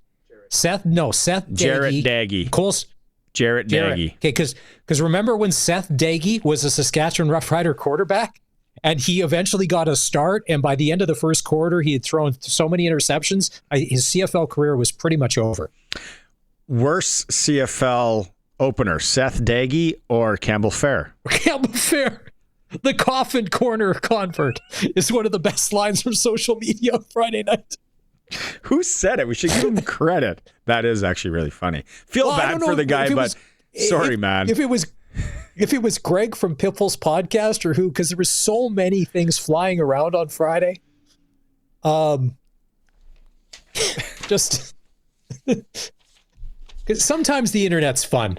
Okay, it is. It's not all. Yeah. No, it's mostly scumbags and bad news. But sometimes it's fun and makes you smile. And I'm like, that's funny. A coffin corner convert. We're gonna go back. We played this in hour 1. It's Mace 2 Colson. But if you missed it or missed the ticker, the Riders signed American defensive back Nafis Lyon. Interesting way that Mace pronounces his name, but he's joining the Riders. 4 years of CFL experience. Spent time with the Edmonton Elks before being traded to before being traded to Montreal in August of his sophomore campaign. He spent the next 2.5 seasons in Montreal. He was part of the 2023 Grey Cup championship team in Montreal. Here's Mace on the signing of Lyon. Oh, man, just a veteran presence, at this time of year. Just you can never have too many guys that have CFL experience, so you don't have to completely teach them the game. And, Feast, he's made plays in this league, for a couple years, and just another vet to bring in to be able to help us if we do need it. Depth is key this time of year. We do not need Roland Milligan Jr. or Marcus Sales on the shelf for maybe if it's just for Friday night. Tavon Campbell, take a seat, rest up, roll the dice, try and pull it out with those guys. We need those guys healthy, Mouse. I like this signing though. I like this signing too. I was checking. It doesn't look like he's played football so far in 2025. That's what I said. Yeah. And then conversely, usually when they're adding a player, did they have to delete? It doesn't show, but I know that practice rosters are expanded at this point. When you check the injury list today from the Rider practice, there's a lot of names on there. Yes. There are a lot of names on there. But I think that Brett Lothar was kicking field goals again. No, it said he didn't practice, but then that's conflicting reports of people being at the stadium saying, no, Brett was kicking. Yeah, we did. Like Micah Johnson, personal. Coach, I've been playing this game for 27 years in the CFL. I ain't practicing on a Monday in October. I'm good. Dante Myers. Oh, no. Okay, hold on a sec. I didn't see this. Dante Myers did not practice today because of ankle. That is not good. He's been our best player. Yeah, let's read. Whoa. AJ, let's stand up. No. But on offense, as far as receivers go, Dante Myers has been, the past 8 games, he has become the safety blanket for Trevor Harris. Do we need more out of Ojojo? Something weird there. Yeah, totally. To me, here's the thing. I've always liked Mitch Picton. He's never been given a real opportunity in my mind. But whenever he is in there, he just makes plays. And if this was a playoff game and I'm the roster, Joe, you're young, you've got some stuff to learn. I need people I can count on. Mitch Picton's going on ahead of him. But Mitch always seems to be the odd guy out. That's the Monty. Mitch makes plays. Pardon? That's the Monty in you talking. I don't know if y'd go to that extent. How about Tommy Neal, though? Running over guys. Crushing guys. Yeah. To me, because Neal has become reliable, and to me, when Picton's been given his chance, he's reliable. He'll make his catches. You never ever see him out of position. And he just knows how to play. What? Jeffrey is still listening on the YouTube chat nice and late. Pick the score, too. We got, 5 minutes left? No, a minute left, Colson. Jeffy says Mueller will be the Stamps' next head coach. Huh. Interesting. Okay, we got to go. We're out of time. I'm back tomorrow. The Professor, Don Hewitt, will be with me. We're hoping to talk to former Rider kicker Chris Milo on the show and a whole lot more. The Maz has got you Wednesday. It is the Sports Cage. Thanks for tuning in. We'll talk to you again tomorrow.